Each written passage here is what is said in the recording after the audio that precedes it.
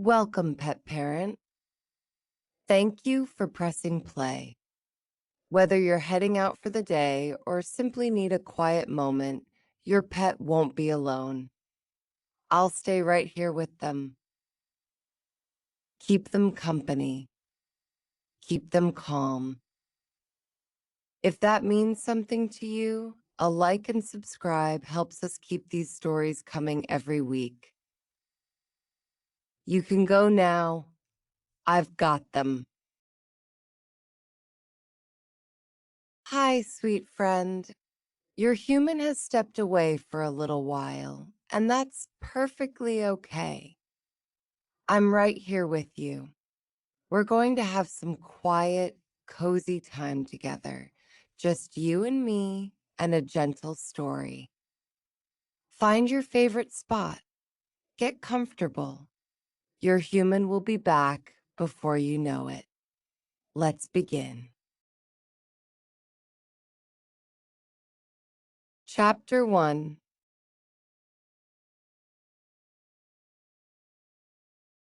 Warm air moved out from the oven in slow, friendly breaths, carrying yeast and heat across the room until even the front counter seemed to wake under it.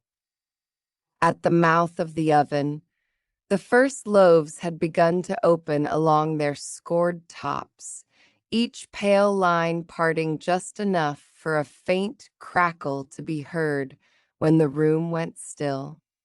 By the till, coins waited in their usual places.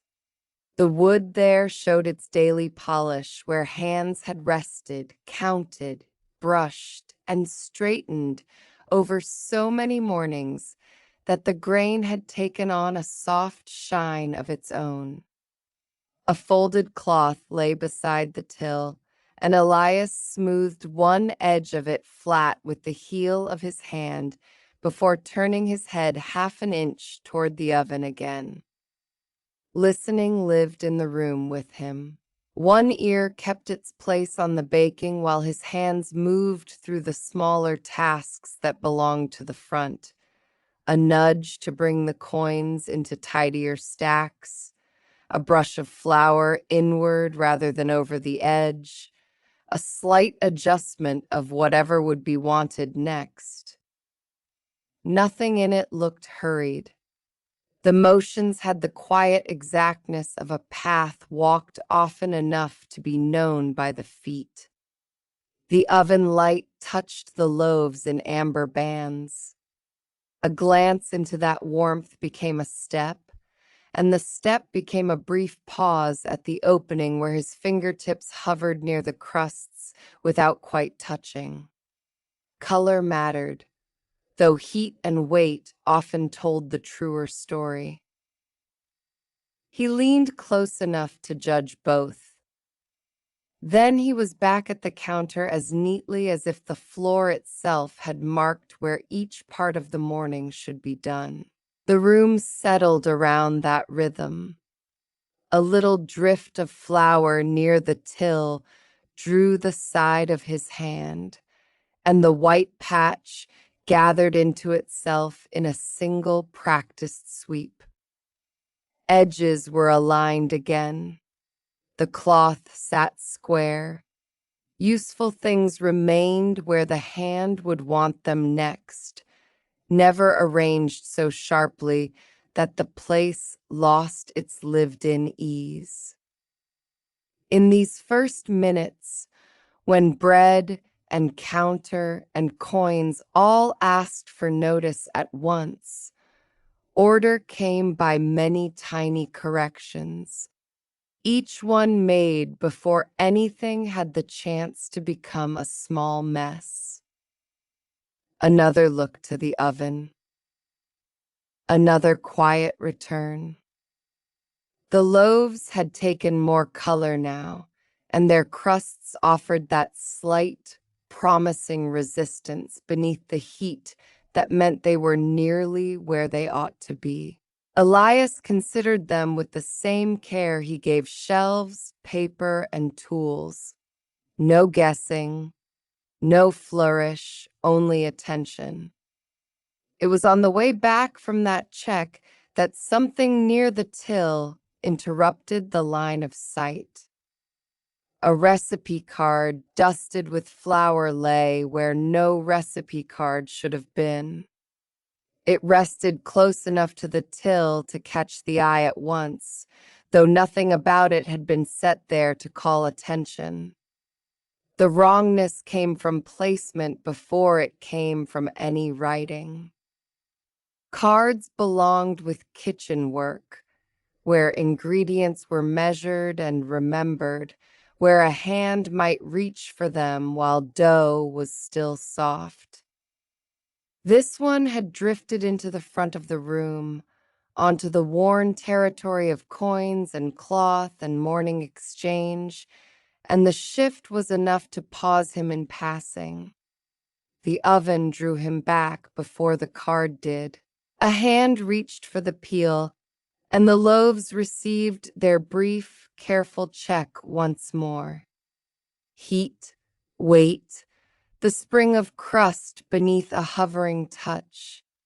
Only when that had been done properly did he turn again toward the counter, and the interruption waiting there, as though the card were another piece of work that ought to be met in order, not snatched up, merely because it was odd.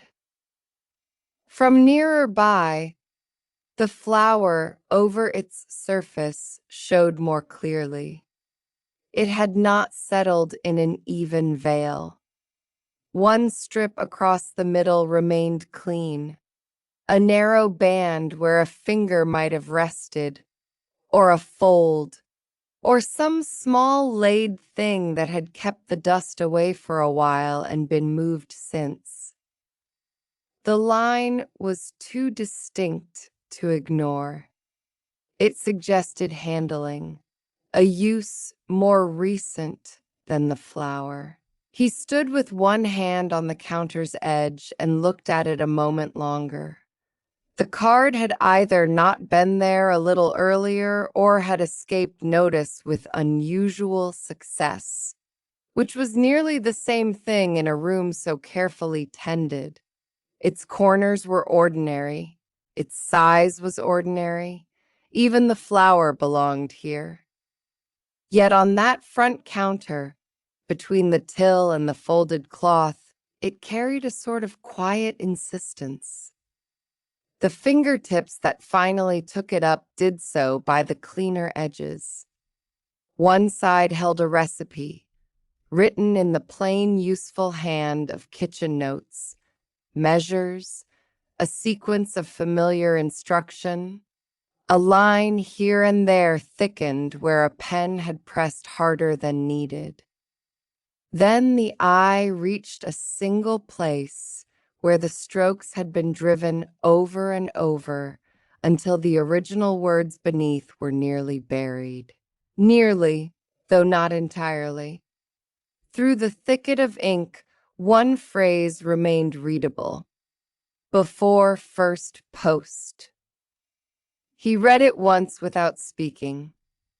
Above that line sat the shape of recipe language.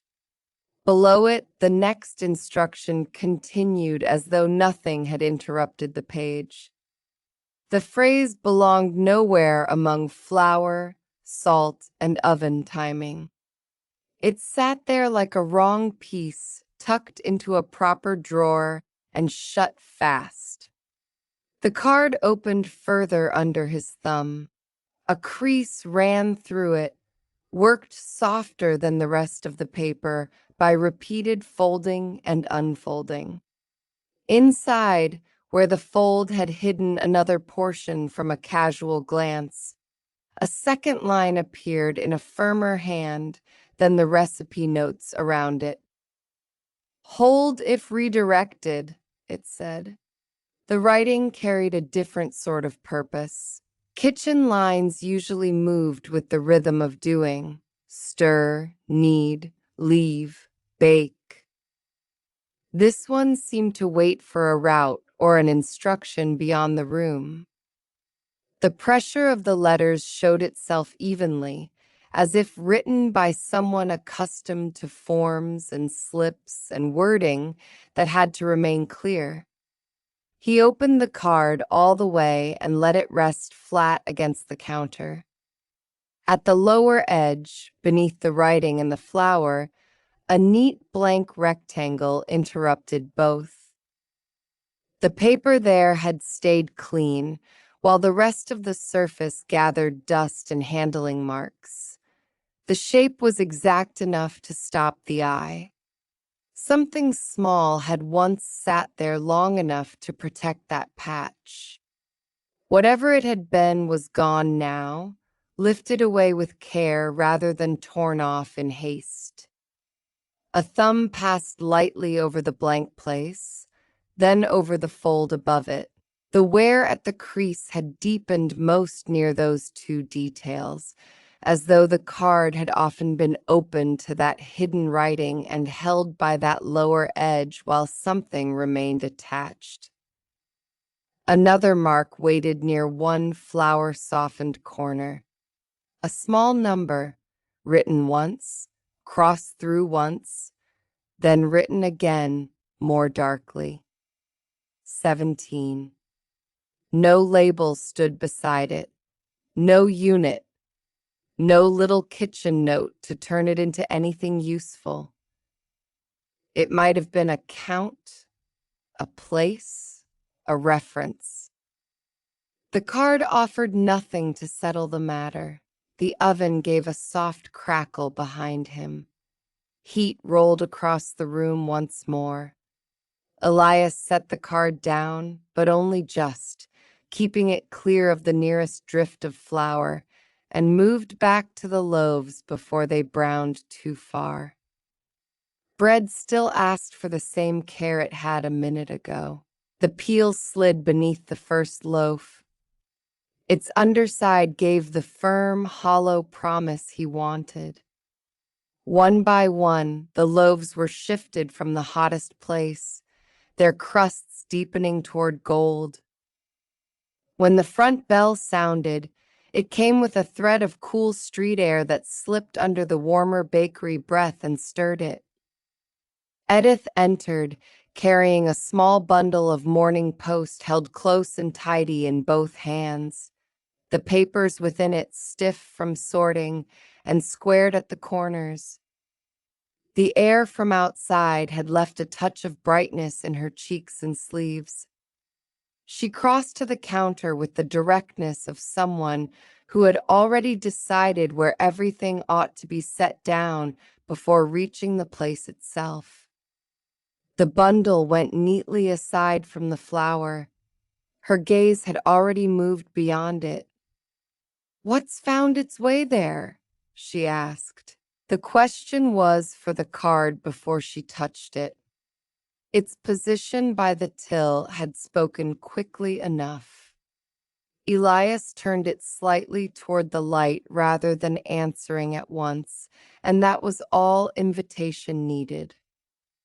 Edith leaned in, her attention catching not on the recipe measures but on the hidden line inside, where the firmer hand had left its stranger instruction. "That wording doesn't belong to dough," she said. Bread cooling near the oven and sorted paper lying in a neat bundle by the till shared the room. Between them sat the card, dusted with flour and carrying language from one trade inside the paper of another. They turned it together only as much as the light required. One set of hands noticed wear, flour, fold, and where the paper had thinned from repeated use. The other followed sequence, interruption, and the places where wording stepped out of kitchen habit into something more official. Behind them, the first loaves continued to warm the air, their crackling softening as they cooled. Elias touched the heavy, overwritten line with one finger, careful not to blur it. "This is the part that stopped me." He read the line in fragments, slow enough for the original recipe words around it to make themselves known. A measure above, a mixing instruction below. Between them, that orphaned phrase remained lodged in the page, stranded there in a way that made it look even less at home when heard aloud. Edith bent a little closer. "There it is again," she said, and her voice gave the words the plain weight of familiar practice rather than surprise. "That belongs to the handling of post." Measurements and baking instructions made a frame around the interruption. It no longer looked like a mistaken note jotted in haste. It looked inserted, slipped into the spaces left by the recipe where an unobservant eye might pass over it without stopping. Spoken aloud, the line made the room divide neatly in the mind. Oven on one side, mail on the other, both meeting on a square of paper meant to seem ordinary. The card remained open between them. Edith's finger hovered over the lower edge without touching the writing. "See that?" she said. The blank rectangle had become more exact under her eye. She measured such things by habit. A slip of paper carried often enough. A small label fixed for a while. Some pasted or tucked piece that had sat there flush and close before being removed. The dimensions did not answer themselves, but they suggested a purpose. Kitchen accidents do not usually leave so regular a space behind. "It kept itself clean," Elias said. "It was kept clean," she answered. That distinction lingered a moment. He passed his thumb lightly over the fold again, and the paper yielded with the softness of something opened many more times than a recipe needed in a single morning. The strongest wear sat around the hidden line and that lower clear patch, as though the card had served as a carrier for something beyond the recipe it pretended to be. Edith tipped the card toward the light and found the small number in the corner. 17, she said, crossed and written again. "No batch mark near it," he said. "Nothing else on the counter to match." Her eyes moved briefly over the front space, taking in till, cloth, flour traces, shelves, the order of things. Untitled numbers often belong to a system that knows what they mean already, she said. When they're written for everyone, they tend to explain themselves. When they're written for someone inside the system, they don't bother. The number remained where it was, small and dark and patient. For a little while they looked without speaking. The card had become stranger by degrees rather than leaps. A line that had no place in bread, another line hidden in the fold, a missing small thing from the lower edge, a number with no key. Edith lifted her bundle of Morning Post half an inch and set it back down, as if the simple weight of it had helped sort her thinking. "Read the inside line again," she said. He did. The firmer hand looked firmer still when the words were heard. They suggested process, delay, rerouting, the path of something expected and then diverted. On a proper slip, such language would pass almost unnoticed. Here, among recipe notes and flour, it stood with a quiet oddity that grew the longer one considered how deliberately it had been hidden inside ordinary bakery paper. "It uses the spaces left open," she said at last. "Recipe notes in one hand, working instructions in another. Someone wanted those words carried where flour would make them blend in." The card had not merely received a stray message, it had been used to shelter one. The paper had been chosen because it was available, familiar, and forgettable. In a bakery, a flour-dusted card might be set down, shifted, tucked away, even looked at, all without causing much notice if the wrong line did not happen to show itself. The oven asked for them again. A deeper color had reached the loaves nearest the heat, and Elias moved promptly to them, sliding the peel beneath each with that same careful economy the morning had worn from the start. Crusts clicked softly as they changed places. Steam breathed up when one loaf was shifted too close to the cooler air. He set them out to rest, leaving enough room that they would cool properly, then returned to the counter where the card waited clear of crumbs. The interruption had entered the work now, and the work had made room for it. Edith watched him set the peel aside, then returned to the overwritten line and the hidden one within the fold.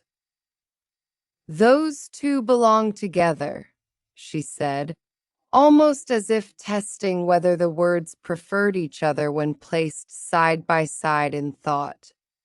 "One speaks of timing, the other of routing." The card lay flat. The recipe hand ran one way through it, domestic and expected. The firmer hand stepped in around it, occupying margins and openings left available, making a second document inside the first. Once that pattern had been seen, it could scarcely be unseen.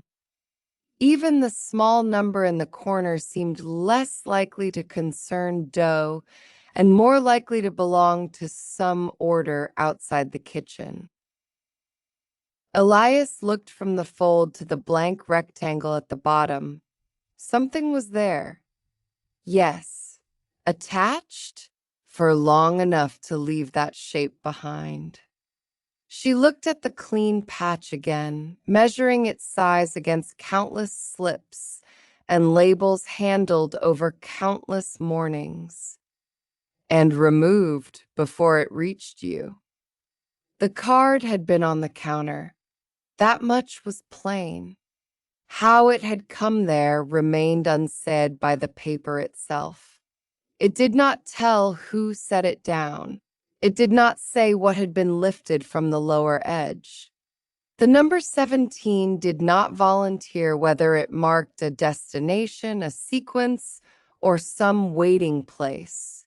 Yet the card had stopped pretending to be only a recipe.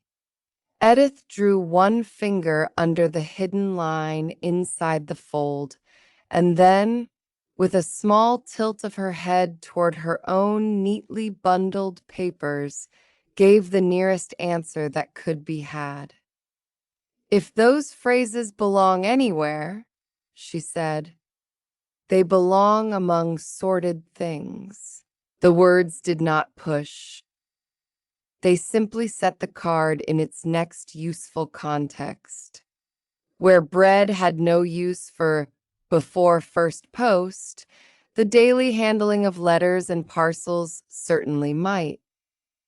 Where kitchens did not speak of redirection in that manner, sorted paper did. The clue had narrowed itself. He lifted the card again, this time with the caution given to an object that might still have more to tell if kept clean and uncreased. Fingers took only the edges that flour had spared. The paper was slid away from the active space of the morning, apart from steam and crumbs and the reach of any damp cloth, and laid where it could stay flat. That small act changed the counter. The card was no longer something to tidy around. It had become something to preserve. Beside it, Edith's bundle of Morning Post waited in crisp order by the till, a quiet reminder of all the habits and systems that might make sense of the stray wording. Redirected items, holding instructions, the discipline of timing before a day's rounds began. Even the crossed and rewritten 17 seemed to stand a little straighter under her notice, as though numbers like that expected to be understood by the right eyes and no others. Elias glanced once more toward the loaves. They were secure enough now, their crusts settling, the first fierce heat easing out of them. The bakery could spare him a short absence from pure routine, though not an hour of wandering. The day still needed carrying. Bread always did. Yet the card had arrived with just enough insistence to ask for its answer, while the trail remained fresh in thought. He opened it once more, carefully, and let his eyes travel from top to bottom in the order both hands had made of it. Recipe. Interruption. Recipe. Hidden instruction. Clean lower shape. Number in the corner. The object was ordinary almost everywhere, and that was part of its design. One could imagine it passing from hand to hand beneath a light dusting of flour, seen and not examined, its true business tucked inside the most harmless paper available. Edith rested her fingertips on her post bundle and looked at the card rather than at him. Someone used bakery paper because bakery paper belongs in plain sight? Yes, he said. There was little more to add that the paper itself could answer here. What remained untouched was plain enough to list if not to solve. The small missing piece that had left the clean rectangle behind, and the meaning of 17. Something waiting, something routed, something already gone. Any of these might fit. None could yet be chosen with confidence. Behind them, the first loaves gave off that fragrant warmth that always seemed to gather a room around itself. The crusts had stopped crackling so sharply now and moved into a quieter cooling. Coins still stood ready at the till. The folded cloth remained square. Morning had not been interrupted so much as bent gently around a puzzle.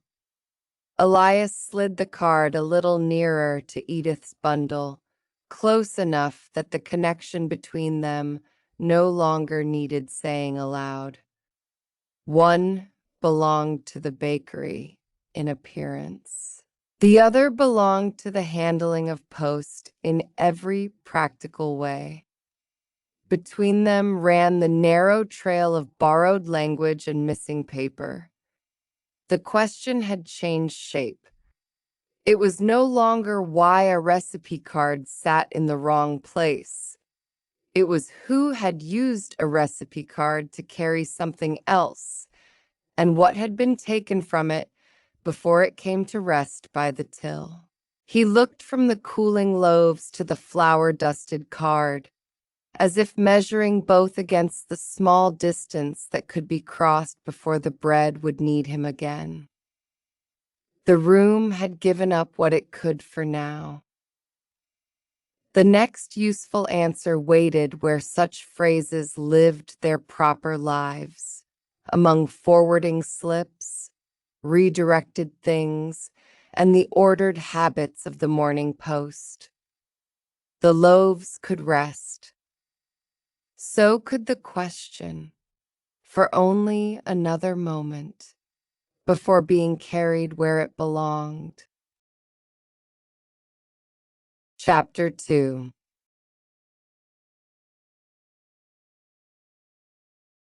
Under both thumbs, the small cup turned by degrees, the clay giving back a faint dry whisper where one last rough place met skin.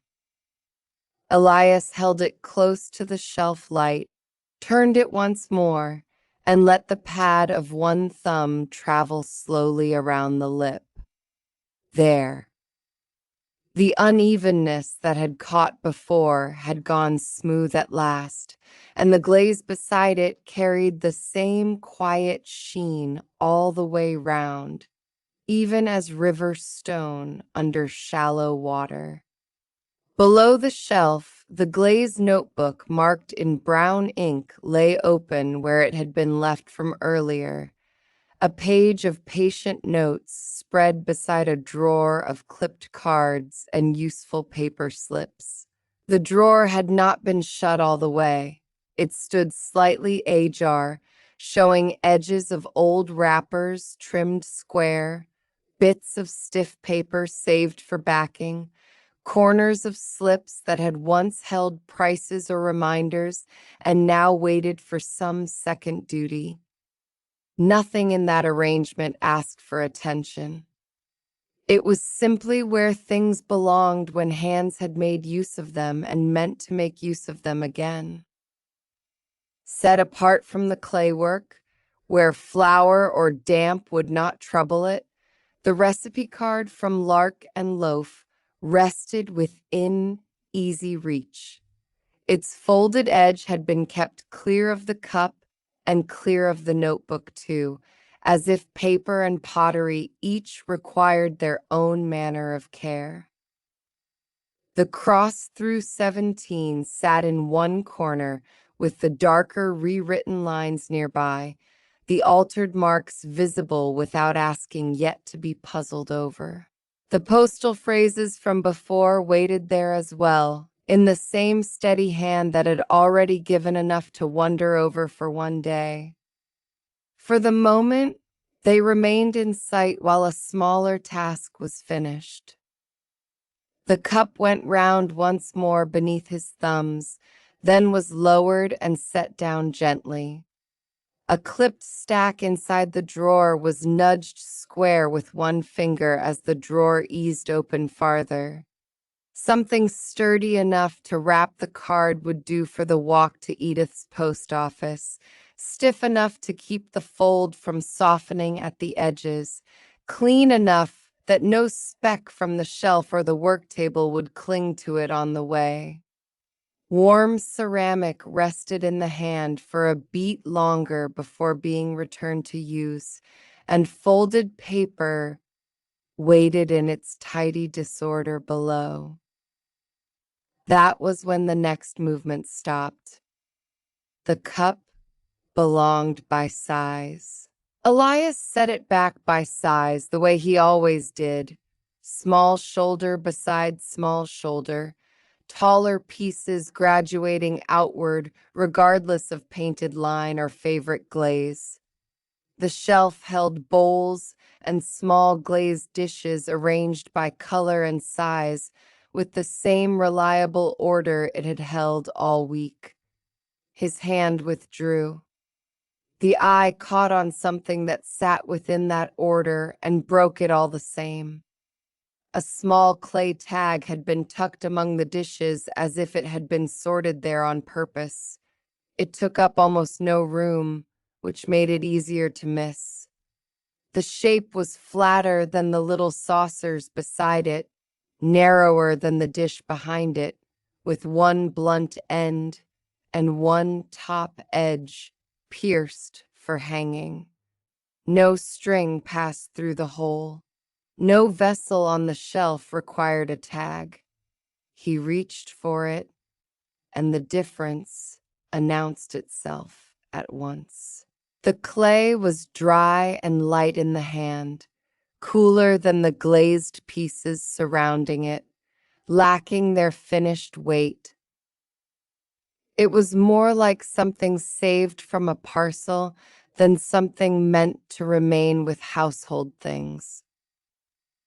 The thumbprint showed before anything else did, pressed plainly into one face before firing, broad and certain, deeper than the gentle dent a thumb sometimes leaves by accident when turning soft clay.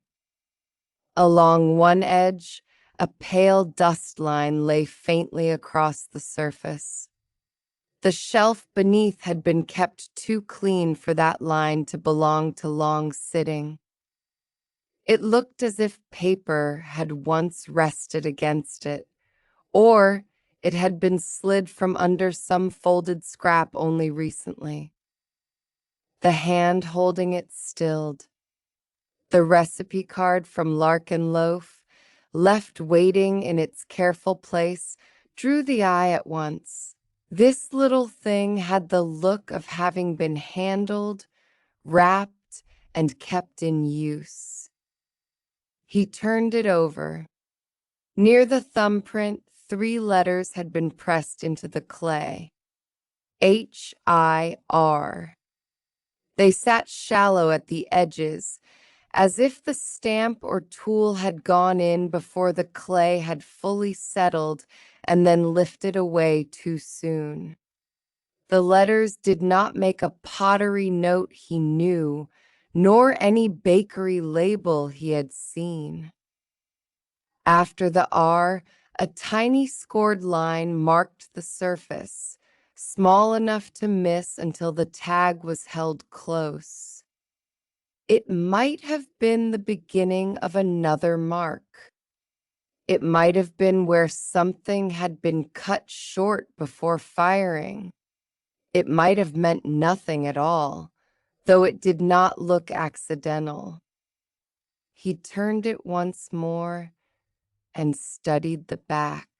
There, the clay kept a different trace, a smear of paste in a clean rectangle, smaller than a calling card, neat at the borders where dust had not touched.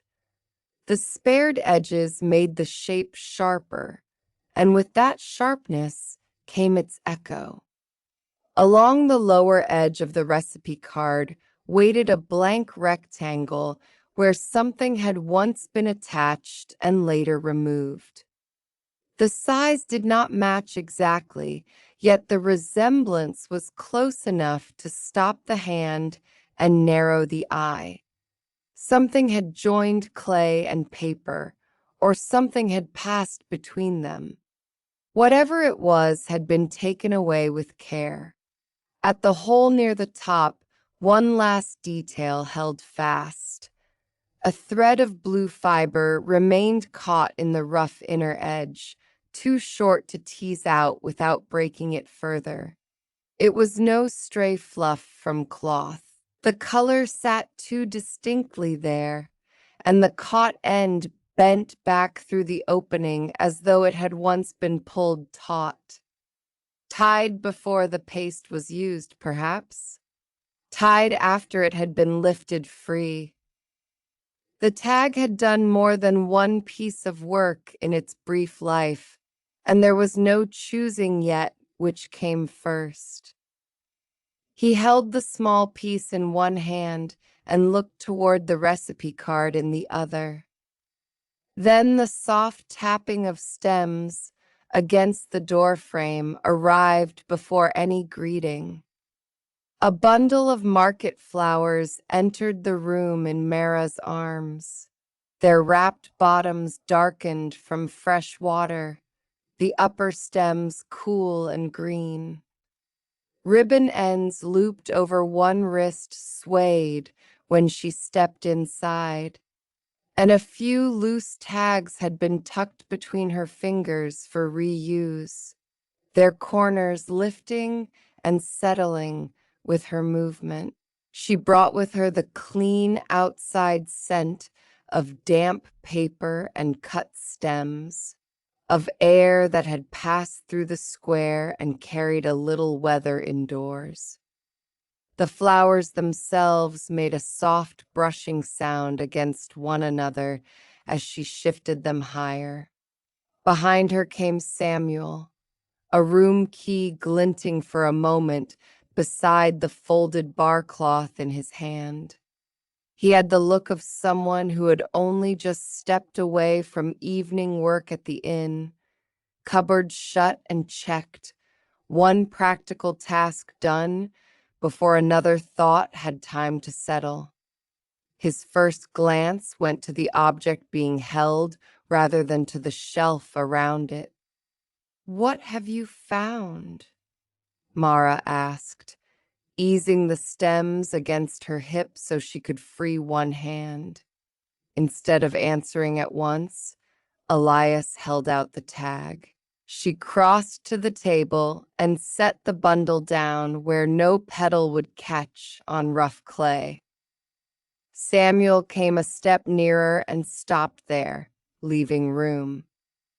The little tag lay in the center of the work table between them, pale and dry against the wood, with the recipe card brought close beside it. "It was among the dishes," Elias said. "There's no reason for it to be there." The room key flashed once more as Samuel shifted his grip on the cloth. "Looks as if it came in from somewhere else." Mara bent over the table. One ribbon tag from her bundle was slipped free and laid down nearby. Before looking closely at the blue fiber, she touched it lightly with finger and thumb, rubbing the caught strand with the same care she might use on a bent stem that needed judging before cutting. The fiber flattened under her touch and sprang back. "That isn't flower ribbon," she said. "Too tough. Too flat. More like binding cord. The sort used on parcels or on wrapped stems that are traveling farther than the square." The recipe card was unfolded and placed beside the clay tag. With the edge of one finger, Elias matched the blank rectangle at its lower side against the paste mark on the back of the tag. He moved them together slowly, lifting and setting down, adjusting by a breath each time, as though trying the fit of a lid to the correct bowl. Nearly. Then, not quite. The tag's pasted shape sat close in size, close enough to suggest, but the difference remained. "Near enough to wonder at," he said. "Far enough to keep wondering," Mara answered. She took up one of her spare flower tags and held it next to the hole at the top of the clay piece. The paper tag had been pierced neatly through the center, exactly where a sender would want it if the name were to hang straight and be read at a glance. The clay one told a different story. Its hole sat a little high, a little off-center, enough that a cord through it would make the tag lean against whatever it was tied to, rather than dangle freely in front. Elias watched as she turned both tags under the light, one paper, one clay. Shop labels are made to present themselves. They hang where eyes can catch them quickly. They announce the thing they accompany. This hole had been placed for another purpose. The tag would have rested against the side of something, perhaps bumped lightly against wrapped paper or a handle or the twined stems of a bunch. It would not have swung loose unless the knot had been careless. The roughness inside the hole gave the impression of pull and friction, of a cord bearing weight or at least holding steady through handling. A marker, Mara said softly. Something to keep with an item while it was moved. Samuel nodded once. At the inn, redirected belongings sometimes arrive with old labels still under newer ones. Paste leaves a cleaner rectangle where the first one sat. You can see it when the second comes off. He did not add more. The observation made room for the idea that this tag had not been ornamental and had not belonged to the shelf. It had gone through hands. It had remained with something over more than one stage of travel. The impressed letters drew their notice again. HIR sat near the thumbprint like an instruction cut short. Elias sounded them quietly, not trying to make a word of them so much as trying to hear whether they belonged beside the overwritten postal lines on the recipe card. The card still carried the altered number, the cross through 17, and the firmer strokes written over it, along with the postal phrases they had already found there, before first post and hold if redirected. Mara looked from one to the other. That last phrase and these letters don't seem to belong to the same system, she said. If someone were shortening a postal note, they'd do it differently. This feels like another layer, something local to whatever handled the parcel before or after. HIR remained HIR. No one pressed it harder than that. The thumbprint invited its own kind of study.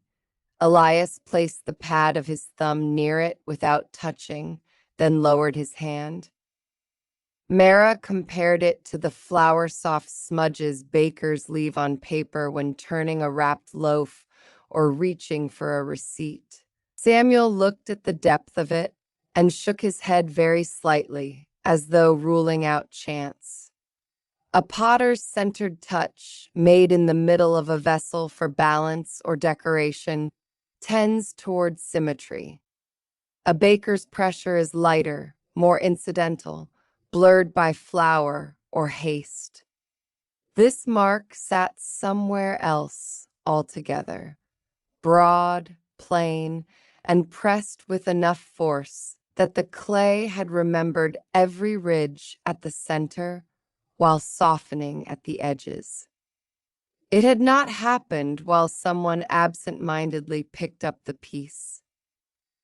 A thumb had gone down there because the person meant it to.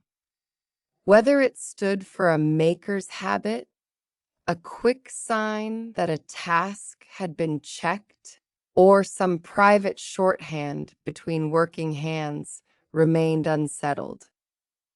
It looks like confirmation, Samuel said at last.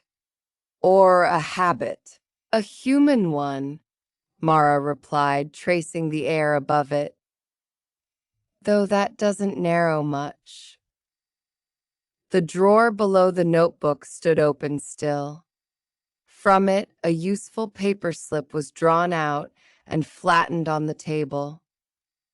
Elias copied the darker rewritten 17 onto it before any more turning of the card could wear at the corner. Then, beside the number, he wrote HIR in a careful hand of his own. The simple act of putting ink to saved paper altered the work before them. Wondering became record-keeping. The altered number began to seem less like a stray mark on a recipe card and more like something expected to meet another list somewhere outside the room. The note was set near the notebook, and Mara turned over one of her own parcel tags. Senders put all sorts of things where the recipient never sees them, she said, showing the blank face and then the reverse. Under a ribbon crossing. on the side against the stems, on the hidden back if there's more than one destination to think about. She touched the pasted rectangle on the clay tag again, then the bare space on the recipe card. If this belonged to a wrapped parcel or a bunch, the visible side may have carried one purpose. The pasted side may have hidden another. That thought asked to be tried more carefully.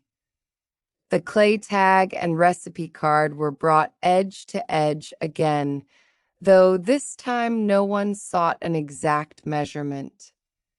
Instead, they watched the wear. On both pieces, removal had left a clean absence.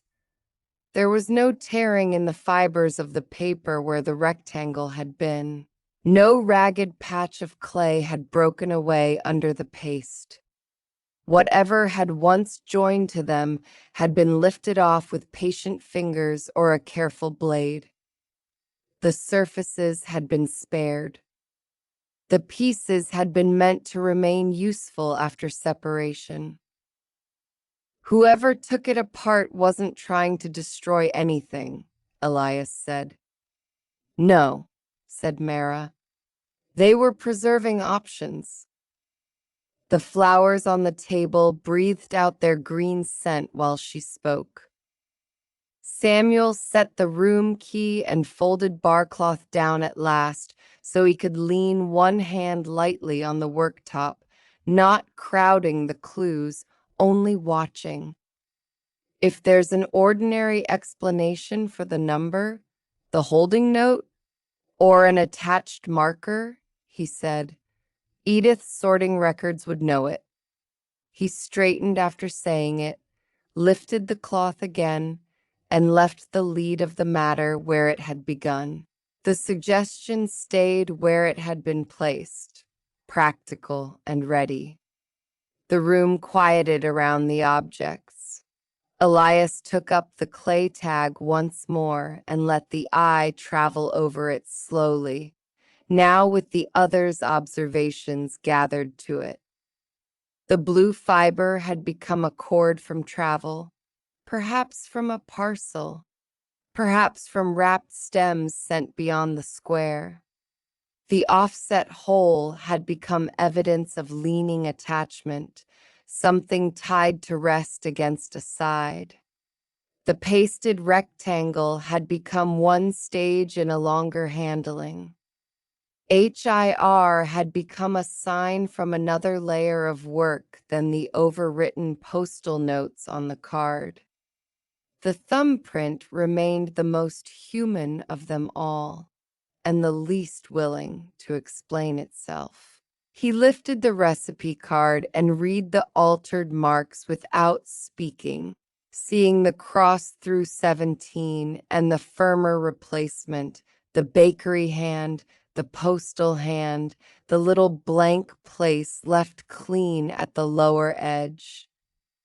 Then he looked again at the clay piece and found himself following the dust line along one edge with his gaze, imagining folded paper resting there, or a stack of slips, or the side of a wrapped packet from which this tag had only recently been freed. Mara gathered a ribbon between her fingers and absently smoothed it flat while she studied the tag. If it traveled with stems, she said, the clay would be unusual, too heavy for ordinary shop use. You'd use paper unless you needed something more durable, something that could be retied, something that could survive damp. Or survive being repurposed, said Samuel.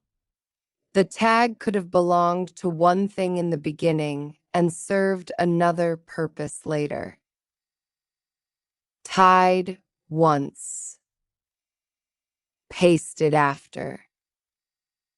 Or pasted once and tied after, being lifted clear. The short blue remnant at the hole did not resolve the order of those actions. It only insisted there had been more than one. Elias set the card down and reached for the notebook, though he did not write in it yet. The brown inked pages had held glazed proportions and firing notes, places where one useful mark could wait safely among other useful marks without being mistaken for bakery paper on the way out. The copied slip would go there in a moment. Before that, he looked once more at the original pair on the table, keeping them in plain sight. The shelf behind him remained nearly undisturbed except for the one cup left a little forward from its proper line. That unfinished placement made itself noticeable now, a small fact of the room, like a sentence left open. The cup had been smoothed and returned only halfway into order before the clay tag declared itself. Mara noticed it too and smiled with one corner of her mouth. "You stopped mid-shelf." "I did." Then this earned its interruption. The flowers needed no vase while they waited. The bottoms had been wrapped well enough to keep cool. Their damp paper crackled gently when she shifted them farther from the notebook. A loose petal, freed by nothing more dramatic than handling, settled near the edge of a clipped card and stayed there. Samuel looked from the petal to the tag and back again. "How was it among the dishes?" he asked. "I don't know." Elias glanced at the shelf. "It wasn't there when I arranged them yesterday. At least, if it was, I missed it." "That dust line says it was under paper recently," Mara said. "It doesn't look shelf-borne." "No."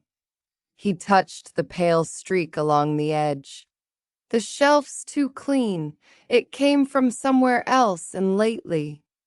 There was a temptation, gentle but persistent, to make the clue answer more than it could.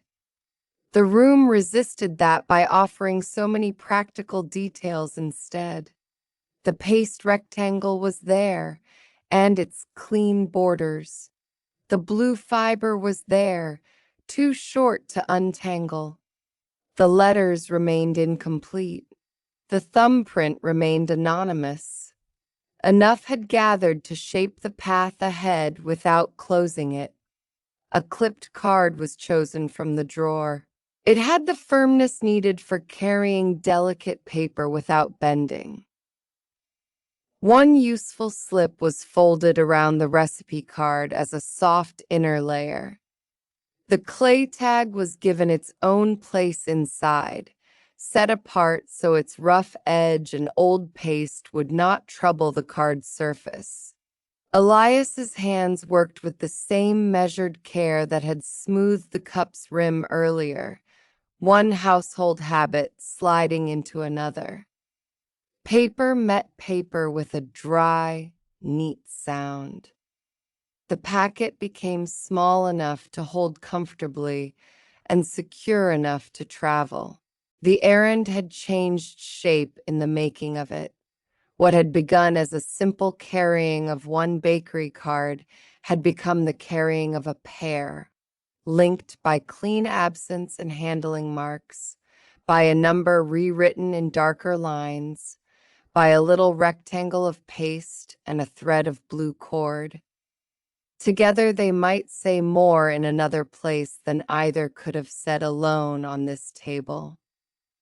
Before the wrapping was closed, the copied slip was checked once more.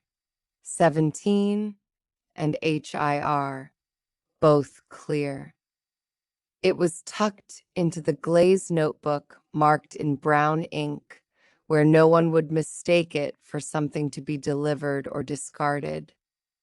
The notebook shut with a soft weight of pages. Mara lifted her stems again, collecting the spare tags and ribbon ends into the crook of her wrist. The flowers gave one more cool breath of the market as they moved. Samuel reclaimed the room key and the folded bar cloth, the metal catching the light for an instant before disappearing against his palm. They had entered carrying the outside and the inn with them. Now they gathered those tasks back into their hands. On the table, the clues had been reduced to order without being solved. One thing had settled enough to hold. The clay tag did not belong to the household shelf at all. It was a handled marker connected somehow to wrapping, attachment, or rerouting.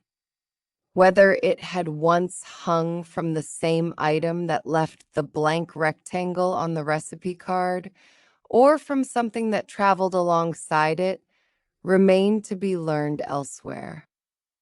Mara paused near the door and looked back once. If Edith has seen a mark like that number in the sorting records, she'll know it before we do. She usually does, said Samuel.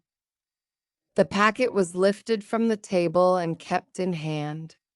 Behind it, the shelf still showed the one smoothed cup sitting a place forward from where it ought to be, unfinished for the first time all evening.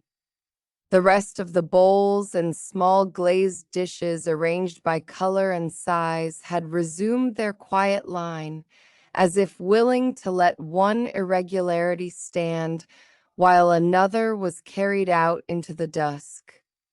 Elias reached to touch the cup once, but left it there. The door waited open, and beyond it, the next errand had already begun to gather itself from paper, paste, and the old overwritten note that had led them this far. The wrapped packet rested lightly in his hand. Inside, the clay tag kept its thumbprint, its HIR, its thread of blue fiber caught in the hole. Whoever had pressed that thumb into the clay had done so before the piece entered all this later handling. That much remained, small and plain, under everything else. Chapter 3.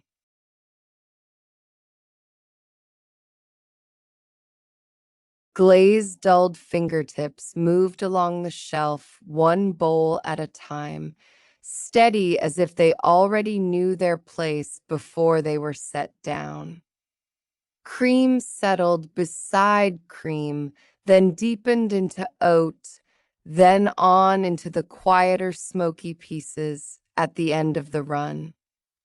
Each bowl gave a soft clay sound as its foot met the board, a small dry touch rather than a clink, and each rim was turned a breath this way or that until the line pleased the eye. Nearby, where it had been set down only for the length of this shelf work, the wrapped packet waited on the board.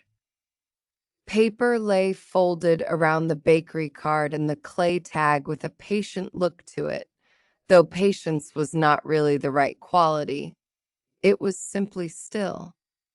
An elbow brushed the edge of the board as another bowl was lifted, and the paper answered with a faint, dry rustle. The sound was slight enough to belong with the room's other working noises, yet it kept its own place among them. The stop at Edith's post office had not gone away simply because there were bowls to sort before leaving. One shallow bowl lingered in his hands longer than the rest. Elias held it level with his chest, eyes resting on the glaze where cream had feathered into a warmer oat around the rim, though his thoughts had already drifted back to the packet. The impressed letters HIR, the tiny scored line after the R, the clean rectangle of paste, the short blue fiber, the pale dust line, the rewritten 17 beside hold if redirected. The pieces stayed ordinary when taken one at a time. Even together, they remained ordinary in their surfaces: paper, paste, clay, cord, but they would not settle into an ordinary answer. He lowered the bowl into place and adjusted it by a finger's width. Arranging the shelf had its own plain logic, one he trusted because his hands trusted it before his thoughts needed to. His gaze moved over glazed shades the way it might move across loaves cooling in a careful row, pale to darker, matte to a softer shine, narrow rims between broad ones. If a piece stood a little out of line, the eye found it before anything else in the room could ask to be noticed. A rim sat askew, it was straightened. A bowl had wandered too close to the next, it was given its own narrow breath of space. That same habit drew his attention onward, beyond the finished bowls, to the one vessel interrupting the shelf's settled run. A half-finished mug stood among the completed pieces, with the wrong kind of surface for that place. Its clay, still rough in patches, where the hand would one day smooth it further. The body had been shaped and left, useful enough to be recognized as a mug already, though not ready to join the others. Inside it, tucked against the inner wall, a receipt slip had curled tightly in on itself, as if it had spent long enough there to learn the shape. The mug belonged elsewhere, on the drying board. The paper did not belong in it at all. His hand stopped before the next bowl could be set down. The bowl was returned to the board at his side, and the mug was lifted from the shelf with both hands, careful of the still unfinished handle join. The curled slip sat snug against the inside, pale and thin, hidden in the quiet way hidden things sometimes are, plainly visible once looked at, invisible until then. He tipped the mug toward the light from the window. The paper did not fall free. It had taken the curve too well for that. A thumb and forefinger eased inside. The edge of the slip gave under the touch, then held for a moment where it had settled into the roughness of the clay. When it finally came loose, it made a dry, papery whisper along the mug's inner wall, a sound so small it seemed to belong to secretive things and to ordinary housekeeping at once. The slip uncoiled only a little in his fingers, still keeping something of the vessel's roundness. It had been tucked there long enough to remember. This was no fresh accident in the room. The noticing was new. The paper's stay inside the mug was not. The slip was folded once across itself and once again in a looser bend. Elias opened it slowly over the board, letting the old curl ease out rather than forcing it flat at once. Brown ink marked the first lines in quantities, plain enough to look through without pause. Common entries, practical marks, the little arithmetic of work. Then the eye caught on a number. 17, written, and then written again more firmly over itself, the second pressure thickening the first. Lower than that, In a different hand and with a fainter touch sat the words hold if redirected.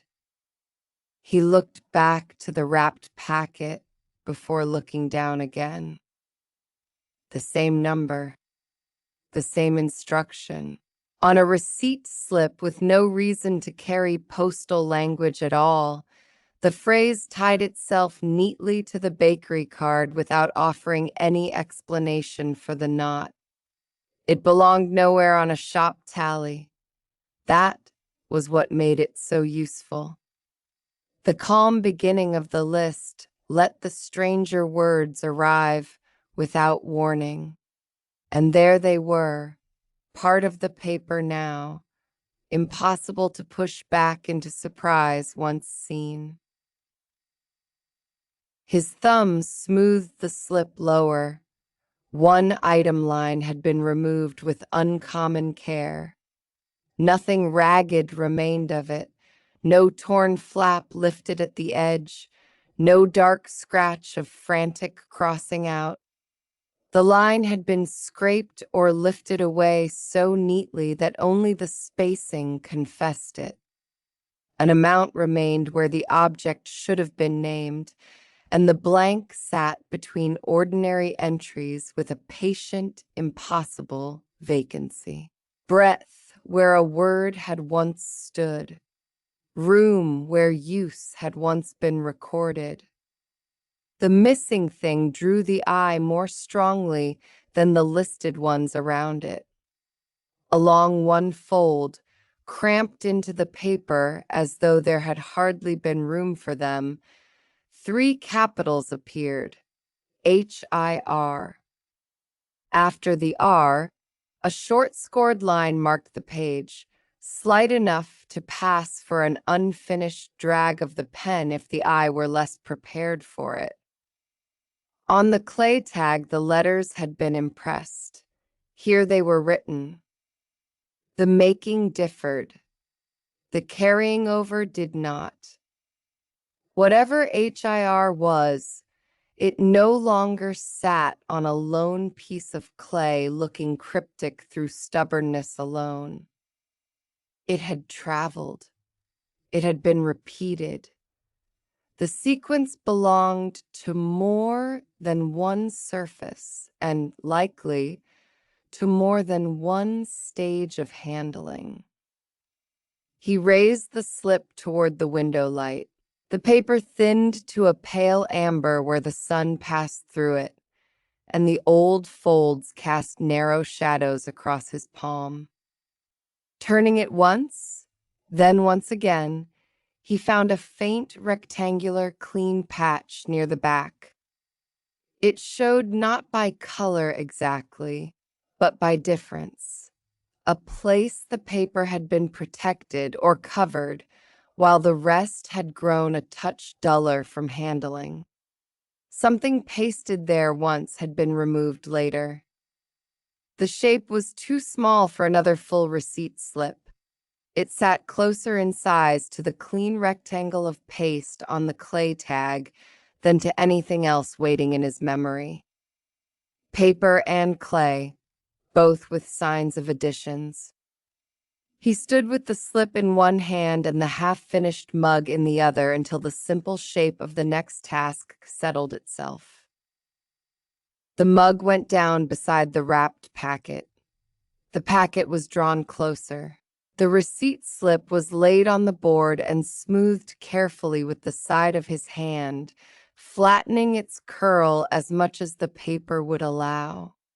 Fine clay dust, nearly invisible until it touched skin, caught at his wrist and marked a pale crescent there. Useful things were moved only as much as needed to make a clear place. The bowls remained in their ordered row. The unfinished mug stood apart. The board between them became a small working space where one object could be compared with another. The drawer of clipped cards and useful paper slips received a brief glance. Habit would have filed this found receipt away for later sorting, especially once it had shown itself to be something worth keeping. His hand did not go there. The drawer stayed shut. This slip had not reached the stage of being saved. It still had work to do in the open, and the room itself changed shape around that decision. Shelf work paused where it stood. Morning's errand widened by one more quiet piece of business. The wrapped packet opened with the same care it had been given earlier. Folds eased apart rather than tugged.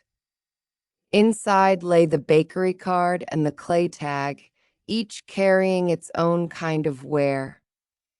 He placed them beside the receipt slip on the board, leaving a little room between them at first. Paper, paste, clay, brown ink, pressed letters, dust, fiber. None of them announced anything. Their surfaces asked to be read by touch and by looking closely. The bakery card was brought nearest the receipt slip, and the rewritten 17 on one was set beside the rewritten 17 on the other. Elias bent over the board until the daylight from the window struck both numbers evenly. This was not a hunt for exact sameness. Different papers took ink differently. A smooth card let the nib ride where a thin slip caught and drank. What mattered lay in the hand behind the mark. The first one on each had been corrected by pressure rather than replaced entirely. The downstroke of the 7 thickened at nearly the same point, as though the writer had paused half a breath, seen the line wanting firmness, and gone over it. The second writing on each number carried the same deliberate weight, the same small insistence. It was enough. The amendment had likely come from one hand, set onto more than one piece in the course of some plain task. He let his gaze travel to the wording below. The bakery card's note was checked against the fainter writing on the receipt slip, eyes moving between them until the phrasing sat clear in his mind. The language matched too closely to belong to chance or imitation. The phrase did not look singular anymore, as though someone had idly added it to one object and then to another. It had the shape of a routine instruction, copied where needed, carried from label to record or record to label by whoever did this kind of sorting often enough for the wording to come naturally. The clay tag was lifted and turned over. Its off-center hole came into view, and with it the short blue fiber still caught there. He lowered it near the receipt slip's upper edge.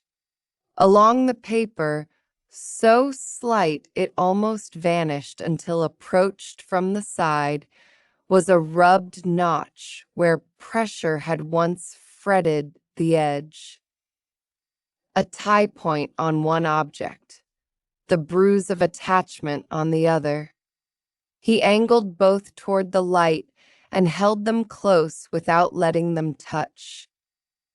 The two remains, fiber and rubbed paper, fit one another better than they fit anything else on the board. A cord had likely passed through the tag's hole and met the slip somewhere along that upper edge before the pairing was separated.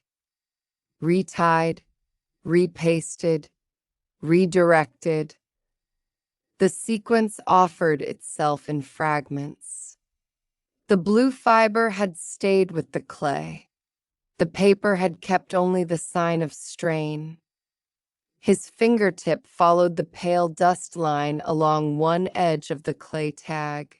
Dust had settled and been blocked there in a narrow band, leaving a memory of where another surface once lay against it.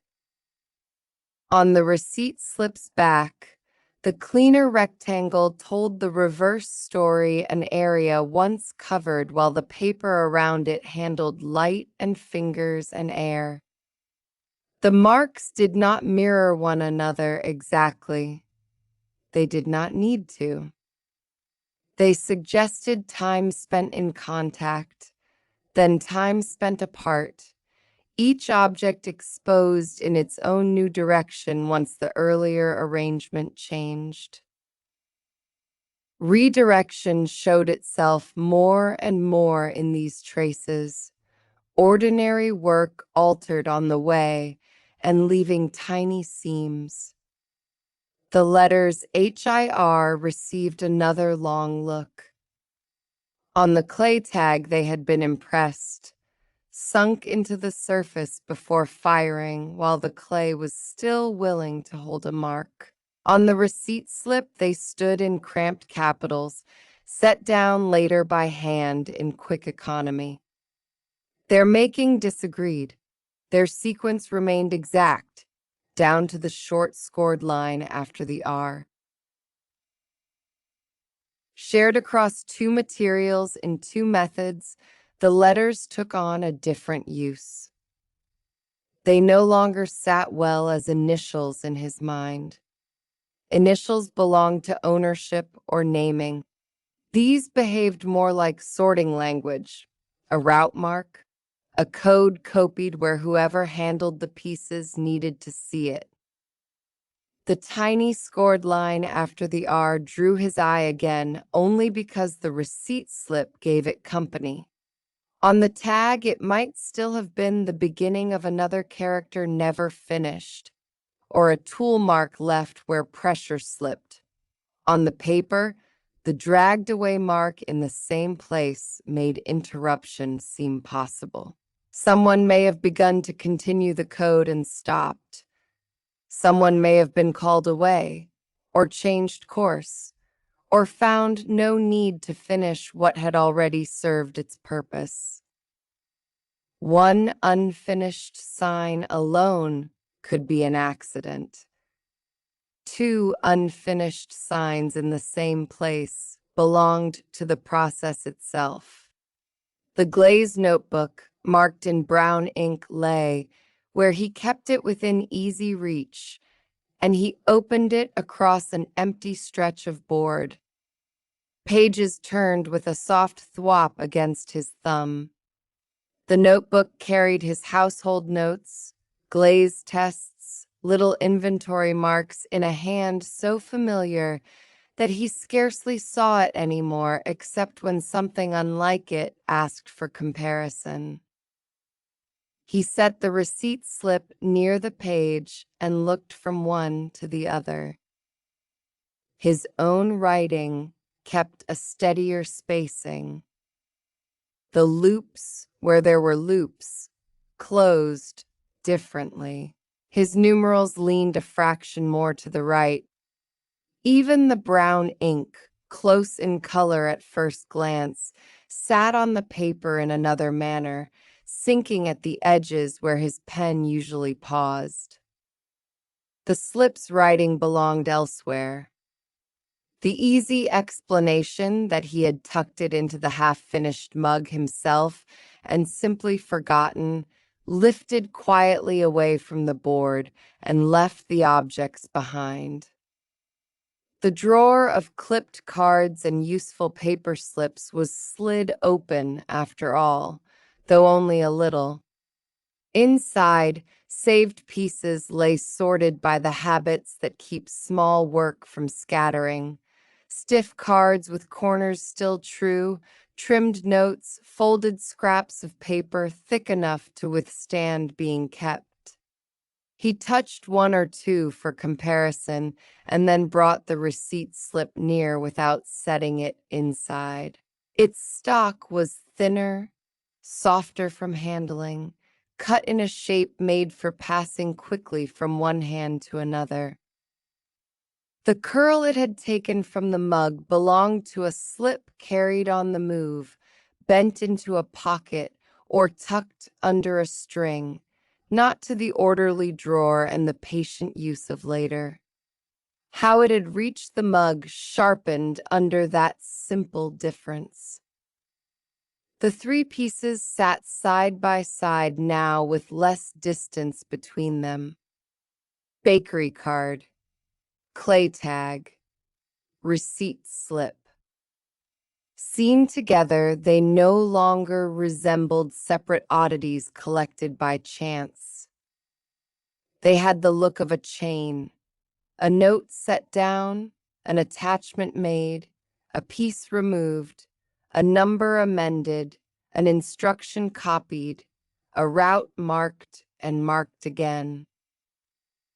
Ordinary redirection work, or something near enough to it, had touched all three. One absence remained at the center. The missing item line on the receipt slip left the actual thing unnamed. He looked back to the half-finished mug. The vessel's rough inner wall still held the memory of the paper's curve. This time, the inspection was not for more hidden slips. He traced the inside with a fingertip and then held the paper there again without releasing it. The curl fit too neatly, following the arc as though it had been pressed into place and left. A random fall from above would have dropped the slip in any angle at all. Time might have settled it lower, but not into so exact a shape against the wall. The paper had been put there, intentionally. The mug did not say by whom. The clay tag did not say whose thumb had pressed it in its earlier stage. The receipt slip offered no hand he could name. Yet one part of the puzzle sat more cleanly than it had before. The repeated 17 and the routing note no longer belonged to the bakery card alone, and their company on the receipt slip changed their nature. What had seemed at first like a private oddness now looked more like the traces of work done across more than one surface, practical and procedural, copied where needed as an object moved from one stage to another. He stood back from the board and let his eyes rest on the arrangement without seeking any fresh detail at once. When clues were made of ordinary things, too much staring could flatten them. Better to let the hands organize while the mind followed. The receipt slip moved atop the bakery card for a moment, then beside it again. The clay tag was placed across the lower corner and lifted away. He considered whether the missing item line might match the dimensions of the clean paste rectangle, whether the absent name might once have appeared on some attached label now removed. The board gave him no answer. The amount left behind where the item should be named suggested only that a record had once been complete and had afterward been made incomplete with care. An unnamed thing had traveled. The route marks might be ordinary. The unnamed thing stood beside the unknown thumbprint and the unfinished HIR mark as the next thing requiring another pair of eyes. He folded his arms loosely and looked toward the shelf. Bowls remained in their soft progression of cream to oat to smoke, every rim aligned except for the space left by the half-finished mug. That open place had become a sort of marker, plain as a gap in a line of cooling loaves. The pattern could be finished later. There was no need to force the room back into completeness before taking the next useful step. His attention returned to the board, where the packet paper still lay spread beneath the clue pieces. The folds already knew where to go, but this time they were adjusted with more intention. Before wrapping anything, he made one more quiet pass over the objects, as though giving each a final chance to speak in its own material language. The bakery card came up in his hand first. Its edges showed handling enough to have moved through more than one place. The rewritten number held its darkened stroke. The note beneath had been written by someone accustomed to setting such instructions down quickly. He set it in the middle of the wrapping paper. The receipt slip followed. Its thinness made it almost eager to curl again, and he had to smooth it twice before laying it over the card. The scraped blank among the item lines remained the strongest silence in the little stack. He did not quote the routing phrase aloud. There was no need. Its presence had already moved from surprise into function. The clay tag was placed last, set where its off-center hole and short blue fiber would stay protected within the folds. Against the paper beneath, the impressed HIR and the tiny scored line after the R looked less solitary than they had at the start of the morning. Traces had found their companions. The mark had crossed surfaces. Whatever system had carried it still waited somewhere beyond his room to be recognized. The packet was wrapped more deliberately than before, corners tucked so the tag would not rub hard against the slip, folds creased with the side of a thumb so nothing shifted inside.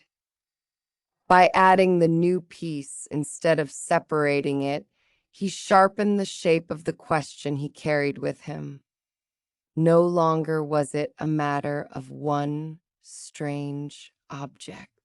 3 small remnants now asked whether they matched some recognizable redirected parcel practice, and whether the unnamed missing line belonged to that same work or pointed elsewhere. He lifted the bundle and weighed it lightly in his hand. Paper, card, clay, almost nothing there, and yet enough to alter the whole morning.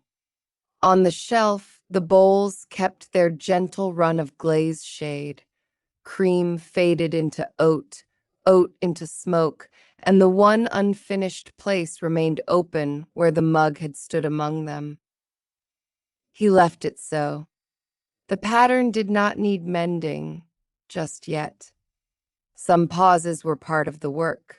Wrapped packet in hand, Elias turned from the board with a clearer errand than the one he had set out to do a little while before.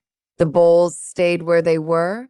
The dust on the wrist remained until it would be washed away, and the room held its arrangement without protest as he moved on toward the next pair of sorting eyes. Chapter 4.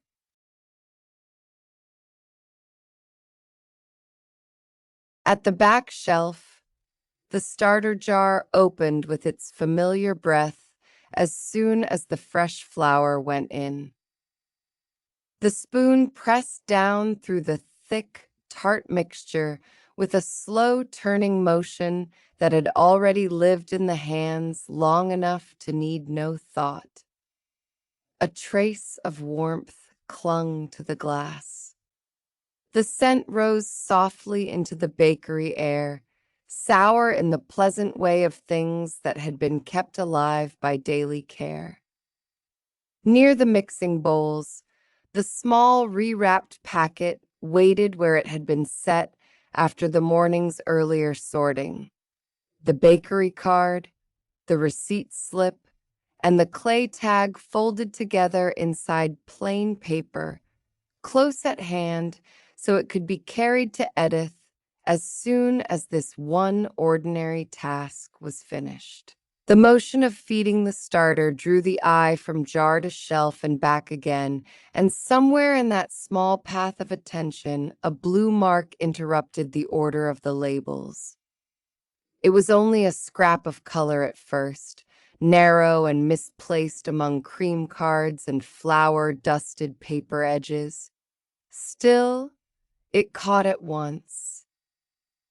The redirected parcel trail through the morning, the unanswered HIR, the missing line on the receipt slip, the careful alterations that had tied one odd piece of paper to another seemed, in that instant, to have reached into the recipe shelf itself.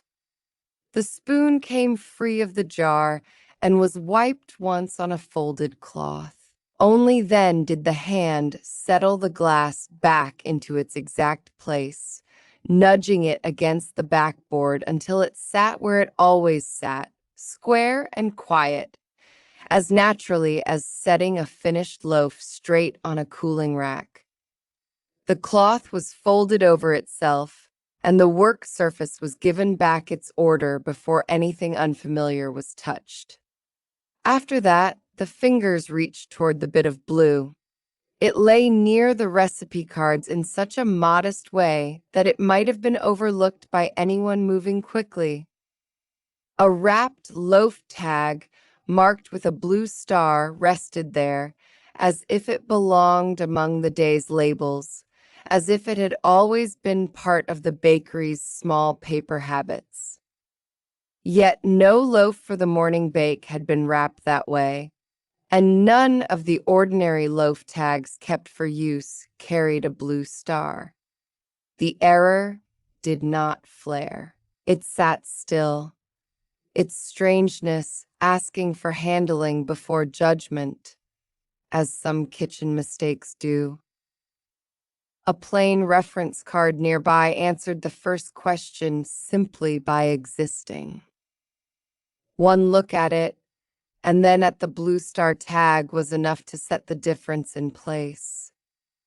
The ordinary one bore the clear practical note expected of bakery work: a bread name, a day mark, a quick certainty made to be read in passing. The other had been made to resemble that sort of thing, yet it leaned wrong in the hand and in the eye, carrying itself like an imitation of familiar labor. Attention drifted from the rewrapped packet for the first time since the receipt slip had been found. The shelf itself had offered a new piece. The paper gave a dry little sound when it was unfolded. Inside the wrapped loaf tag, marked with a blue star, sat a narrow inner slip, tucked so neatly that it seemed at first to be no more than backing. Across the top line, the expected loaf name had been written over with painstaking care. Ink lay dense where it had been retraced, flattening the surface into a small dark bar. Under that careful rewrite, the original word could not be read outright. It lived only in pressure. The pen had pressed hard enough that the buried letters remained as shallow ridges beneath the fingertips, a hidden word held in the paper rather than on it. Below that concealed line was a phrase already known from the morning's other findings: hold if redirected. Here the lettering stood even and considered, steadier than any hurried shelf note and far too deliberate for something meant only to identify bread. The lower corner held another return of the same puzzle. HIR had been set apart from the rest of the writing, not tucked into a sentence or used like a message to be read naturally, but placed as though it belonged to handling itself. After the R, a short scored line cut off in the same unfinished manner seen before. That abrupt stop, so slight and so exact, brought the bakery card and the receipt slip and the clay tag back into the room with it. The little shelf label no longer seemed stray. It belonged to the same company of altered things. A further fold yielded something stranger. Beneath the inner slip, hidden under the wrapped layer, a tiny blank rectangle showed clean against the older paper around it. The shape was small and unmistakable, a place where another scrap had once been pasted down and later removed. Its edges held the memory of adhesive. One side still carried a thread of torn blue fiber, caught so lightly that it might have escaped notice in poorer light.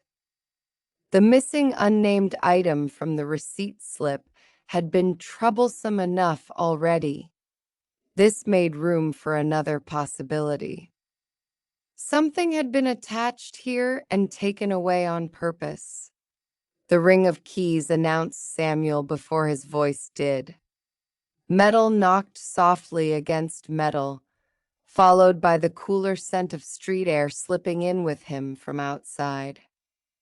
One hand held a small bundle gathered from the inn, forgotten belongings to be sent back through the post in due course, each tied and kept together with practical care.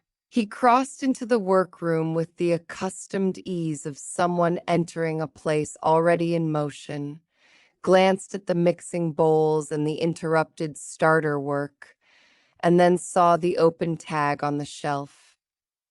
Bread labeling has won a surprising amount of attention, he said, setting his bundle down near the edge of the table where it would not pick up flour. The opened paper lay beside the ordinary reference card, and the rewrapped packet waited near them, both like an earlier sentence in the same conversation. His gaze moved once across all three and settled. "That was not here before," he added.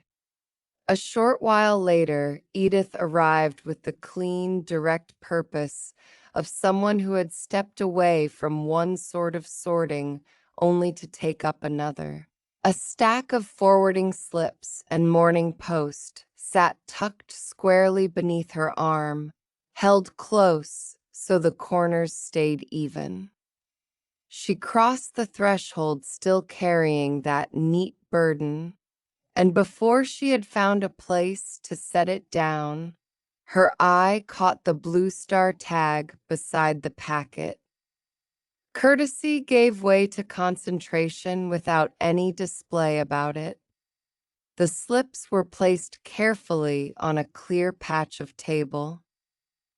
"So it has continued," she said, and moved nearer. The ordinary reference card was laid beside the wrapped loaf tag, marked with a blue star so that no conclusion needed to depend on memory. Side by side, the difference sharpened. One had been used for bread. The other had used bread's appearance while speaking in another set of habits. Where along the fold drew attention before the writing did. The open tag had been bent and reclosed many times, more often than any loaf tag would require if all it had ever done was sit around a loaf and tell what it was. "That fold has been worked," Elias said, touching the edge with one finger rather than lifting it again at once. "More than a shelf label would be." The inner slip was lifted toward the window where the light came in pale and broad across the flower-fine air. Held there, the overwritten top line yielded only fragments. The tail of one tall letter pressed through from underneath. A rounded curve sat half-hidden farther along. Between them stretched a spacing too wide for any bread name kept on that shelf. There was no rye, No seed loaf, no morning batch mark long enough to account for the buried word. Even what could not be read gave shape through absence. The line had once named something longer, something that asked to be tracked rather than sold. Edith leaned in slightly, though she did not touch the slip while it was against the light. "That was never a loaf," she said. "Whatever sat there first, it asked for more room than a bakery note." The rewrapped packet was opened again with the care due to papers that had already become evidence by use rather than by declaration. The bakery card came out. The receipt slip followed, then the clay tag, each placed so the writing could be compared without overlap. When the receipt slip was set beside the blue star tag, the repeated wording stood plain enough to leave little room for accident. Edith looked from one surface to the other. "Exact," she said, "not simply alike. Exact wording."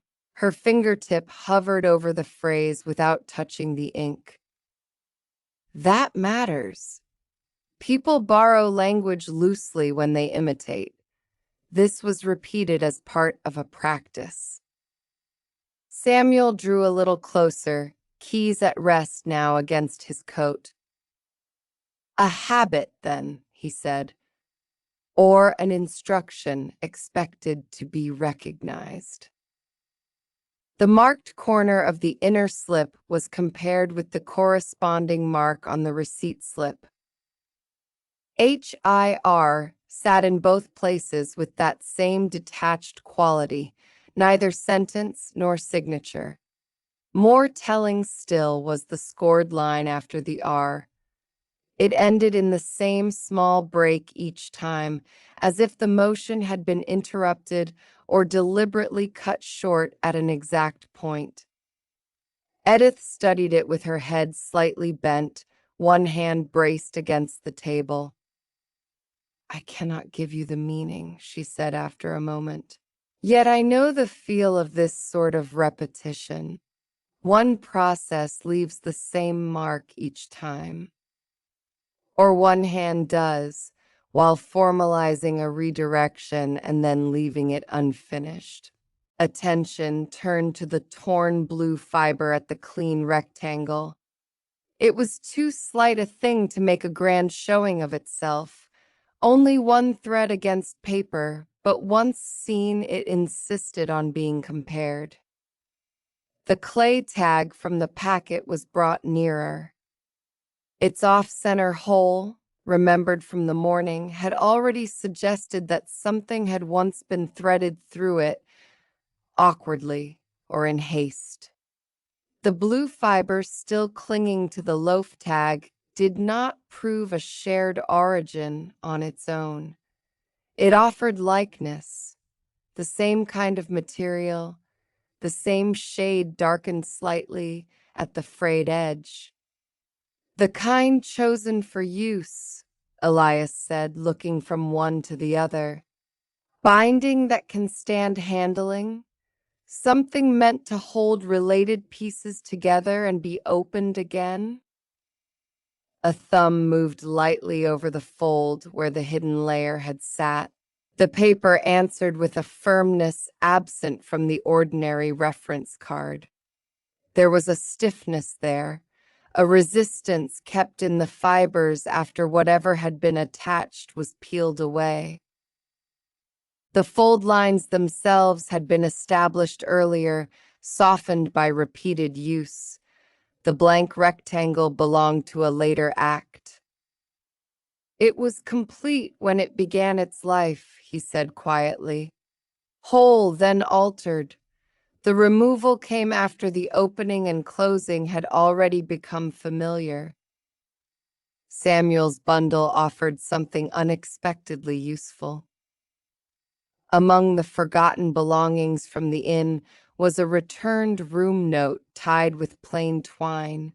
no mystery in it at all, only a small, practical packet meant to be sent back to its owner. He placed it near the receipt slip, more demonstration than evidence. "This is what a single tying looks like," he said, indicating the modest pinch in the paper where the twine had sat. One fastening, one lift, one undoing, perhaps. Beside it, the rubbed notch on the receipt slip and the stressed edge of the blue star tag told a fuller story. Their marks had been made by repeated fastening and unfastening, pressure applied in the same places many times over. The distinction was easy to see once he had provided the comparison. The blue star itself drew Edith's attention after that. She turned one of her forwarding slips so that the official marks on it sat near the hand-drawn sign, giving herself a field of comparison from habit. Postal symbols had their own grammar. Sorting marks carried the authority of offices, routes, and systems. This little blue star belonged to none of them. "It is private," she said, "not official. A sign meant to move through ordinary hands while passing without comment." Her finger rested just beside it, careful of the paper. If it was added for sorting, then it was added for one pair of eyes or a small set of eyes, enough to guide, quiet enough to be ignored by everyone else. The clean rectangle on the loaf tag and the cleanly removed item line on the receipt slip began to answer one another once laid side by side in thought. Both had been altered with restraint. The changes were not broad deceptions. They erased. They reduced. They took away one thing while leaving enough structure to let the papers continue their ordinary-looking work. The pattern grew clearer the longer it was looked at. Two surfaces changed in order to remove a shared identifying element. "The missing part may be the same on both," Edith said, almost to the papers themselves. "A name carried across records. Remove it here, remove it there, and the rest can continue to travel." Samuel considered the loaf tag where it lay opened flat. A parcel, then, or an object passing under one name in more than one place. "Something with reason to be tracked," said the baker, the overwritten line still visible in memory from when it had been held to the light. The ordinary reference card was returned to the shelf after that. The movement was slight, though it changed the balance of the table at once. What belonged to daily bakery work resumed its place among the recipe cards.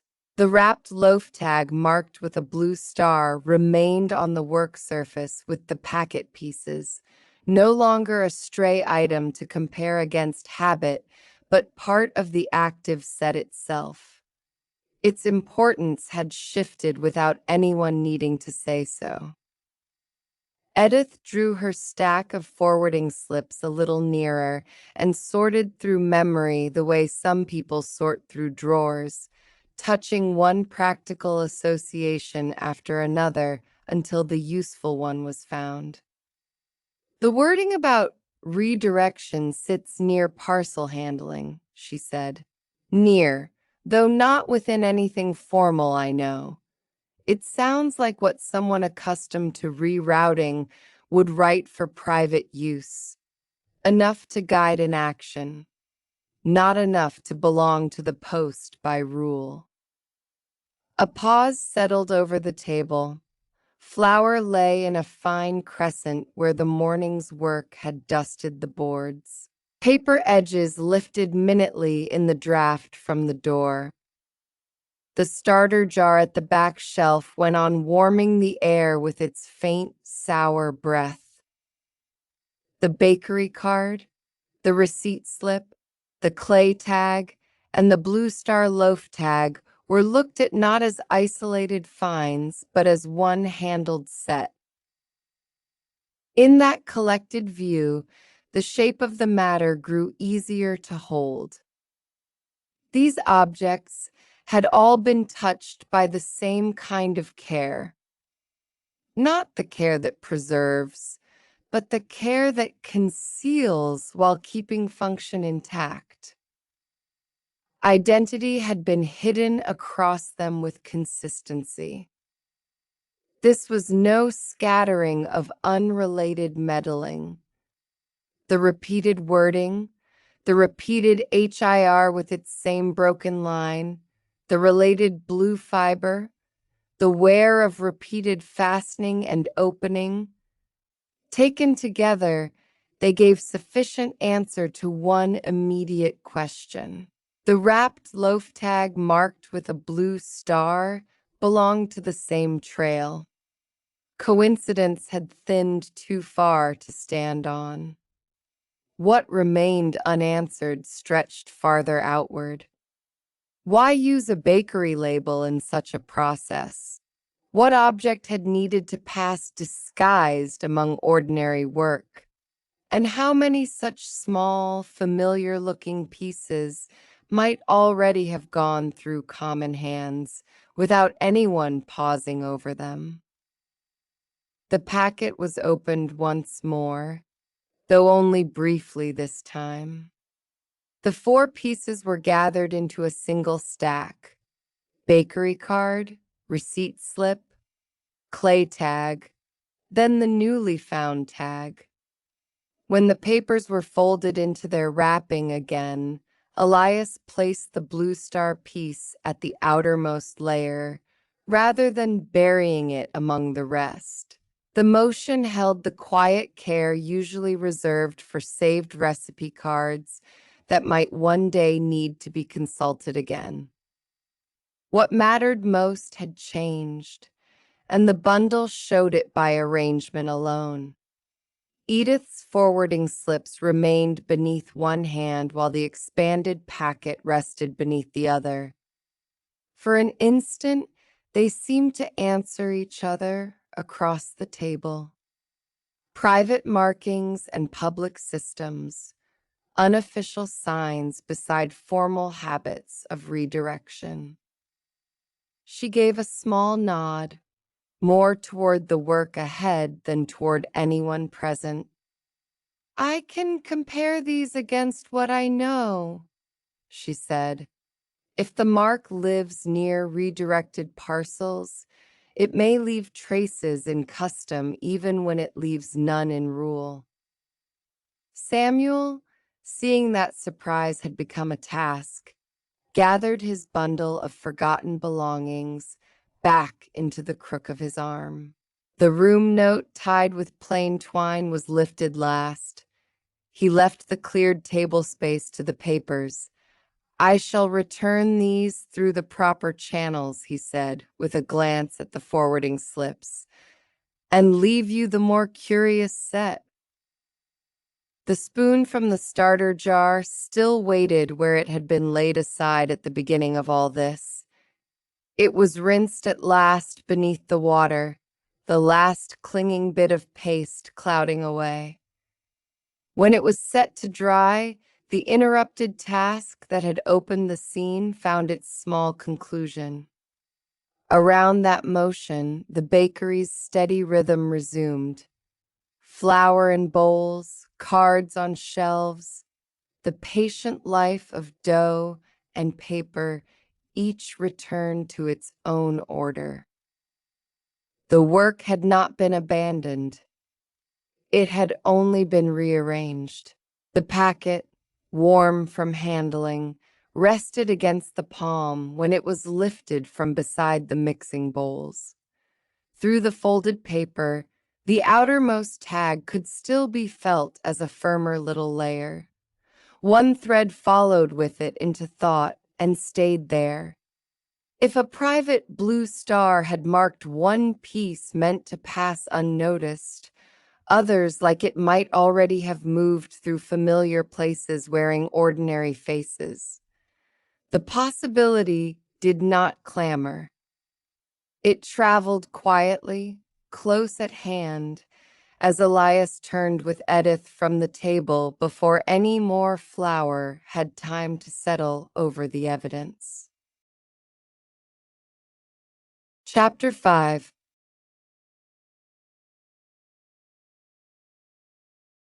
Flour rose in a pale little breath when the brush passed over the work table, lifting and then settling again across the grain of the wood. The motion was practiced and small, no more force than needed to clear one broad patch for the tray waiting near the elbow. Beside the table, the peel stand leaned in its usual place, quiet and upright, and the oven mouth let out its even warmth in slow waves that had already sunk into the room. What had been gathered earlier stayed near the table's edge instead of being tucked away. The rewrapped packet squared neatly with the bakery card and receipt slip sheltered inside, the clay tag beneath them, and the blue star tag turned outermost where it could be reached without shifting the rest. The hand that set the brush aside paused over the packet for only a breath before returning to the tray. Corners were checked, edges nudged true. The pan lined up with the board by habit so old it needed no thought at all. Yet the eye kept lifting from the work to the blue star tag where it lay on top, as if the printed wording there might show some new kindness to a repeated glance. The same line had already been read enough times to know its rhythm by sight, and still it asked for another look. Hold if redirected. The phrase sat there as plain as any ordinary instruction, while the unanswered part remained elsewhere entirely. What parcel, or what single identifying piece, had lost its proper mark in more than one record, and by what path had a bakery-style label found its way through handling so careful and so private? The brushed patch of wood received another pass, though it had already been cleared well enough. A little more flour drifted toward the table's far edge. The motion had less to do with cleanliness than with straightness. Things laid in order were easier to read. A packet aligned at the side of the work table gave up more truth than one pushed under a recipe book or left beneath a cloth. Here, where bread and pastry passed through many hands before they reached the oven, the marks left by use often spoke plainly. What had been folded and opened again, what had been fastened and unfastened, what had been carried close instead of put away, those things had their own way of telling a story if they were left visible long enough. The next tray was ready to be moved, but fingers slipped under the pan, lifted, and then halted before the turn toward the oven could be made. Something on the wrong shelf had snagged attention as cleanly as a thread caught on rough wood. A paper flour sack clip rested beside the peel stand where no paper flour sack clip belonged. Its shape was familiar enough to be known without looking twice. Bent paperboard, creased to grip a folded sack shut, useful and plain. But that shelf kept finished work and oven tools, things for carrying heat and bread. The clips belonged closer to the flour sacks, where hands reached for them with the scoops and ties and the other small necessities of opening and closing dry goods. The tray came down again without a clatter. The room stayed as it had been, warm and flower-scented, while attention narrowed to that one small interruption. A clip set in the wrong place might have meant nothing at all in another room. Here it disturbed a pattern settled into the hands. The shelf had its order, and the order held because it made work easier. This piece had been returned where a hand might set down the nearest thing while thinking of something else. Yet the shelf itself did not invite that kind of absent placement. It made a question before it made an answer. The clip was light between finger and thumb. Up close, its wrongness widened. Inside the folded grip, caught where paper should have pressed cleanly against paper, sat a pinch of dry blue dust. It was too bright and too thin to be flour. Flour dulled the skin when rubbed. This left a faint streak with more color than weight.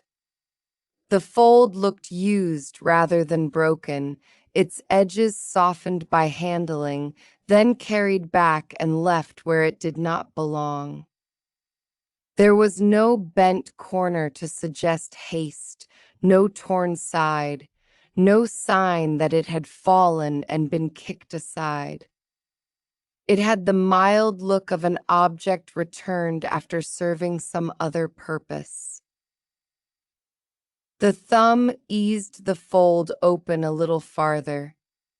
There, in the tightest part of the grip, a sliver of paper remained pinched fast, no wider than a fingernail clipping and thinner than the clip itself. The scrap showed only a broken run of print, letters cut off by the tear and by the crease that held them. Eld if redarer. A bakery tool had no business holding such words. The phrase stood close enough to the wording on the blue star tag that the work table, the shelf, the packet, and this misplaced clip drew together in one narrow line. A scrap that matched by chance would still have been strange. A scrap that matched this closely brought the same private handling into the bakery's own plain objects. The fold opened another hair's breadth, enough to let the trapped scrap shift against the paperboard. Along the inner ridge, there was a second trace, fainter than print and harder to catch than color. A scored mark, the shallow start of a letter, then a break where the paper had torn away. It suggested the same unfinished line that had already troubled the earlier records after the R in HIR. The resemblance did not settle into certainty. It only leaned there, unfinished and persuasive, making the clip seem less like a stray object and more like a handhold in the same hidden work. The tray waited where it had been set down. The oven kept breathing its quiet heat. The clip lay open in one hand. The packet stayed square and near in the other's reach. For a little while, the bakery held both tasks, at once bread waiting to go in, and a puzzle small enough to fit in the bend of a finger. The outer door moved before any thought was put into words. Cool air entered along the floor, bringing with it the soft rustle of wrapped stems and the clean, damp scent that clings to green leaves when they have come from market crates and morning mist together. Mara stepped into the work area, carrying ribbon-trimmed parceling gathered close in her arms, the ends of the wrapping crisp against her sleeve. She had come in from outside and brought a touch of weather with her, leaf coolness, a trace of wet twine, the faint sweetness of bruised stems hidden under paper. Her first glance did not go to the oven or to the tray waiting by it. It went straight to the hand holding the paper flour sack clip and then to the packet kept clear on the table, reading the interruption there by the way useful things had been set aside without being abandoned. "What did that catch on?" she asked, shifting the bundle a little higher without coming too near the flower. The question met the moment exactly. The clip was turned so she could see it where she stood. "Would this ever belong by the peel stand?" Elias asked, "or carry blue dust like this from anything you know at market?" Before looking toward the packet, she crossed to the end of the table and found a clean place for her parceling well away from the brushed flower patch. The ribbon-trimmed wrap made a soft paper sound when it touched down. Only then did she hold out a hand. "Let me see the inside grip," she said. "That's where paper tells on itself." The clip passed from one set of fingers to the other. She worked with the same ordinary care she had given the bundle, opening the fold just enough to avoid crushing the trapped sliver. Her thumb tested the hinge of it, then the edge, then the flattened front where a clip might rest against a shelf. Instead of speaking at once, she lifted it to the light nearest the oven and narrowed one eye, taking in both the thing itself and the space from which it had been taken. Together, they checked its belonging the simple way. The clip touched the shelf edge beside the peel stand, where it sat awkwardly and out of use. It was carried to the flour sacks, where its size and crease met the folded paper mouths in a way that made sense at once. The answer settled there in the hands before either of them named it. Whatever work it had done, it had not naturally come to rest near the peel stand under the bakery's usual rhythm. Someone had used it elsewhere, then returned it to the wrong shelf as if putting a thing back mattered more than putting it back rightly. The blue residue was tipped gently onto the newly brushed wood. Against the table, it showed itself more clearly.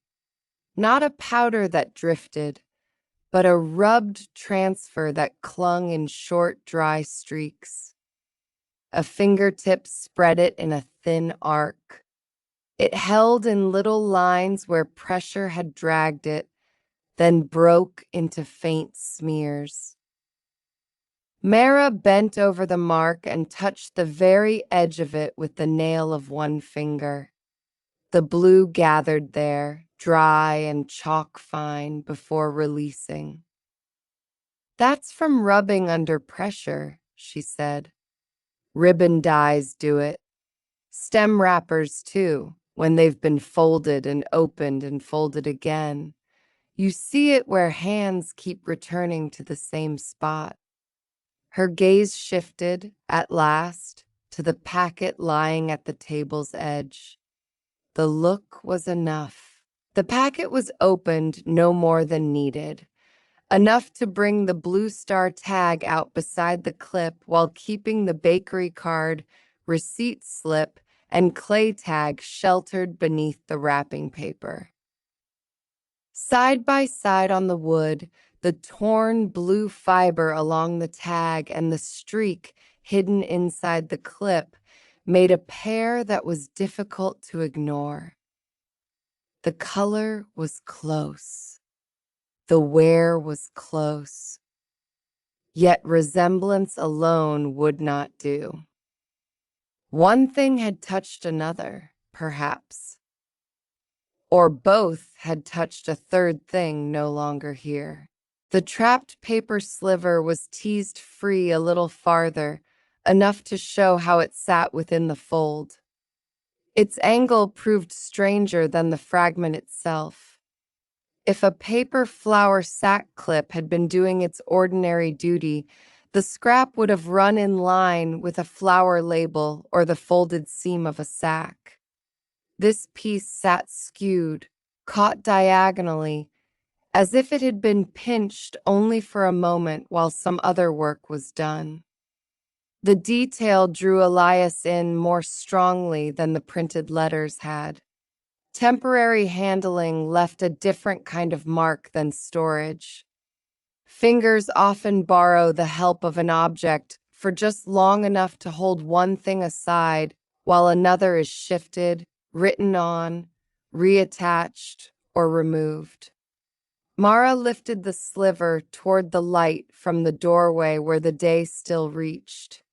Her nail steadied the scrap against the clip's edge. "See here," she said quietly, turning it by degrees. "This side prints darker, cleaner too.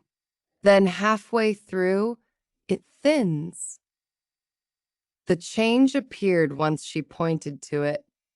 One part of the surviving phrase had a firm ink weight, while the rest looked slightly dulled, as though it had taken pressure through another layer. She rotated the scrap and looked along its surface, not at the words, but at the skin of the paper itself. "It may have been layered over something older," she said, "or pressed against another tag while still damp from handling. If so, the bakery wording could have been transferred or copied. It might not have belonged first to whatever piece is missing." That thought widened the table without changing anything on it. The bakery card remained under the wrapping paper. The receipt slip kept its place. The clay tag sat silent and cool. The blue star tag waited near the clip. Yet the idea of copied wording, or borrowed wording, made the line between original and substitute far less straight than before. The shelf where the clip had been found asked for its own reading. Fingers ran along the board beside the peel stand, not searching for hidden catches or tucked away corners, only for use. A faint, clean stripe showed there where the clip had interrupted the dusting of flour and thyme. The stripe had no settled edge around it. Nothing had had time to drift and soften its outline. It had been placed there recently enough for the shelf still to remember the difference between before and after. The packet was drawn closer. Its contents and the new find with them were named aloud one by one into the warm air over the work table. Bakery card, receipt slip, clay tag, blue star tag, paper flower sack clip. Spoken together, they sounded less like a jumble than like pieces being arranged before a meal, each dish set where it belonged before deciding which flavors met and which stayed apart. Until now, every clue had belonged to handling and redirection in one way or another. This was the first that tied such handling directly to the bakery's own everyday tools. The inner crease of the clip held still more than paper and color. Under close light, beyond the trapped fragment, a shallow impressed line showed itself. It was not ink. Running a fingertip over it brought out the difference between smooth paperboard and compressed grain. The line had the shape of a hard-edged rectangle pressed there while the fold held things tight. Its proportions echoed the clean removed rectangle on the blue star tag. The comparison arrived backward, as if one object showed the absence and the other showed the pressure made while managing that absence. For a little while, neither of them touched the clip at all. Then Mara laid one finger along the impressed line as though measuring a crease in flower stalk. "That happens when you steady layers," she said. "If I'm keeping tags apart while swapping ribbon or stems, I hold one piece off the others so orders don't mix. This could have been used that way, not to seal anything, to keep one identifying piece out of the way while another record was rewritten or fixed back on." The clip no longer looked merely misplaced. It had become a simple tool borrowed into private work, useful because it was near to hand and ordinary enough to pass unnoticed. The missing identifying piece, whatever it had been, might have been held aside for only a minute. A minute was enough. Attention returned to the letters on the sliver. The visible fragment was compared against the wording already known from the blue star tag, but this time spacing mattered more than phrase. The surviving print allowed too much room on either side to belong neatly to only the words already seen. There seemed to have been more before it or after it, perhaps both, some fuller instruction in which the familiar phrase lived as only one part. The difference was subtle and impossible to prove from so small a scrap, yet it widened the mystery again. A repeated label was one thing. A handling formula, printed in longer form on some missing element, was another. The wrong shelf was checked once more, this time for company. No second paper flower sack clip sat nearby. No cluster of misplaced closures suggested general untidiness. The tools around the peel stand held to their ordinary order with stubborn calm. That single clip remained the exception. In a room where habits were practical and well kept, one exception carried more weight than several. The blue star tag lay outermost on the opened packet, and the old evidence in it looked different now. The repeated fastening marks that had already been noticed there no longer pointed only to reopening and rewrapping in the abstract. The clip offered a plausible method, or part of one, a way of holding, separating, pressing, substituting. But the larger uncertainty still waited beyond that. Had one and the same identifying element been removed from both records already gathered? Or had several nearly matching pieces been prepared and used in turn, each close enough to the last to pass under ordinary eyes? The work table held the question in silence while flower smell and oven heat went on as they had before. "It belongs with the others," Elias said at length, touching the clip where it lay. The immediate matter was plain enough now. The paper flower sack clip did not belong on that shelf. It had been used recently in handling outside the bakery's usual rhythm, then returned imperfectly. That much answered why it had felt wrong the moment it came into view, even while larger parts remained unnamed. Whose hand had borrowed it, from what item, and during which act of redirection? A fresh sheet of saved wrapping paper was drawn near and laid flat on the cleanest part of the table. The packet was opened fully only once, carefully, and the pieces were arranged together before being enclosed again. Bakery card, receipt slip, clay tag, blue star tag, and now the paper flour sack clip. What had started as a stray tool no longer had any business going back among bakery storage.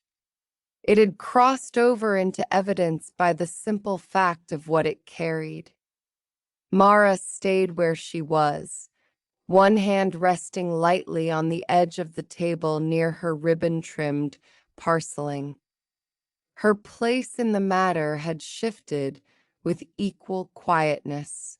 The way she had read the blue transfer, the layered print, the pressure marks inside the crease, those belonged to daily work practiced among tags, ribbons, wrappers, and parcel pieces that passed through many ordinary hands without calling attention to themselves.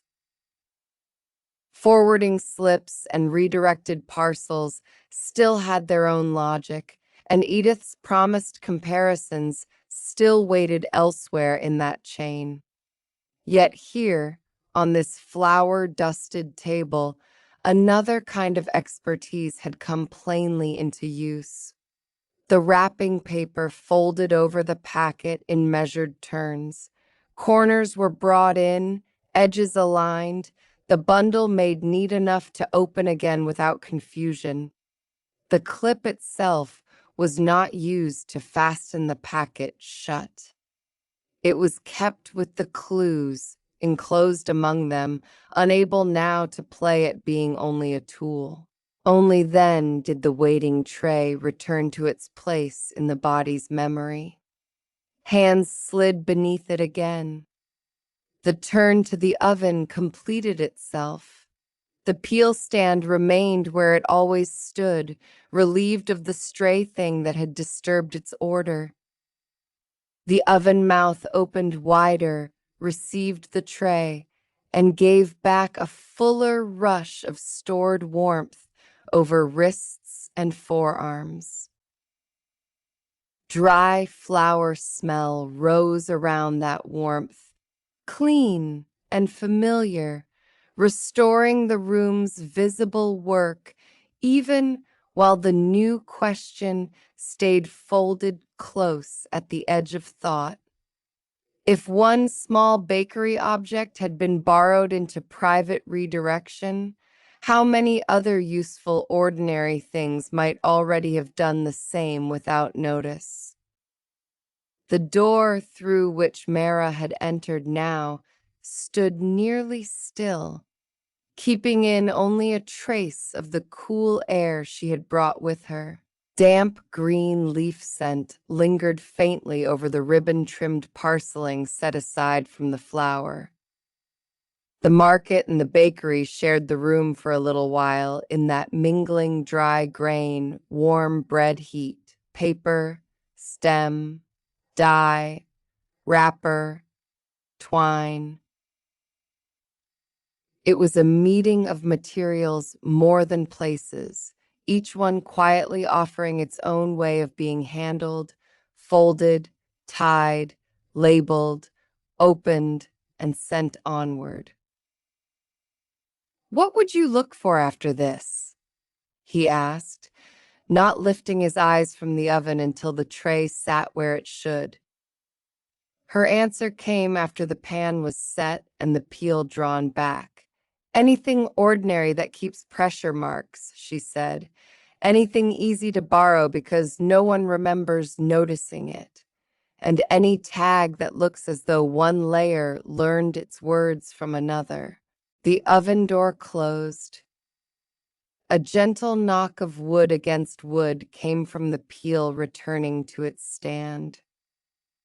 The work table, cleaned again with one broad pass of the brush, was left for bread rather than worry. The packet stayed close instead of hidden. placed where it could be taken up readily when the time came, with Mara's practical eye now added to the chain of comparisons already waiting beyond the room. Nothing on the table looked troubled. Flour had been brushed clear. The wrapping lay square. The tray had gone in. And among the usual motions of the bakery, one more clue had found its place. Chapter 6.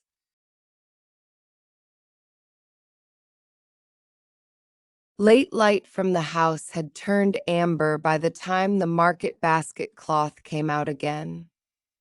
Along the side shelf, the rims of everyday mugs and squat crocks held that light in thin, warm crescents, and the bellies of the teapots gave it back more softly. Their handles cast curved shadows across the kitchen table as the cloth was lifted free, carrying the faint, clean scent of stored linen and a little dry flour shaken loose from older errands.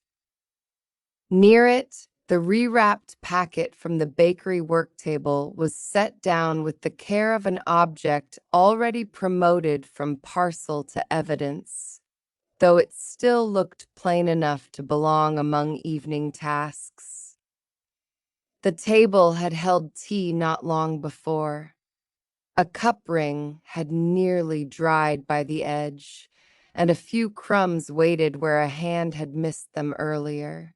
One fingertip brushed those away before anything else was laid down. Crock touched wood with a small, settled sound as a bowl was moved aside. The cloth opened in stages, corners teased apart, fold after fold eased flat. In that quiet work, the table changed use without announcement. Space appeared for the bakery card, the receipt slip, the clay tag, the blue star tag, and the paper flour sack clip, each one placed where it could be seen without covering another. A drawer of clipped cards and useful paper slips gave a short wooden sigh when opened. Nothing dramatic hid there, only the familiar collection of things that wait until they are wanted. Blank slips, folded notes, old rectangles saved because the reverse side might still serve. A few were shifted aside to clear the broadest patch of table.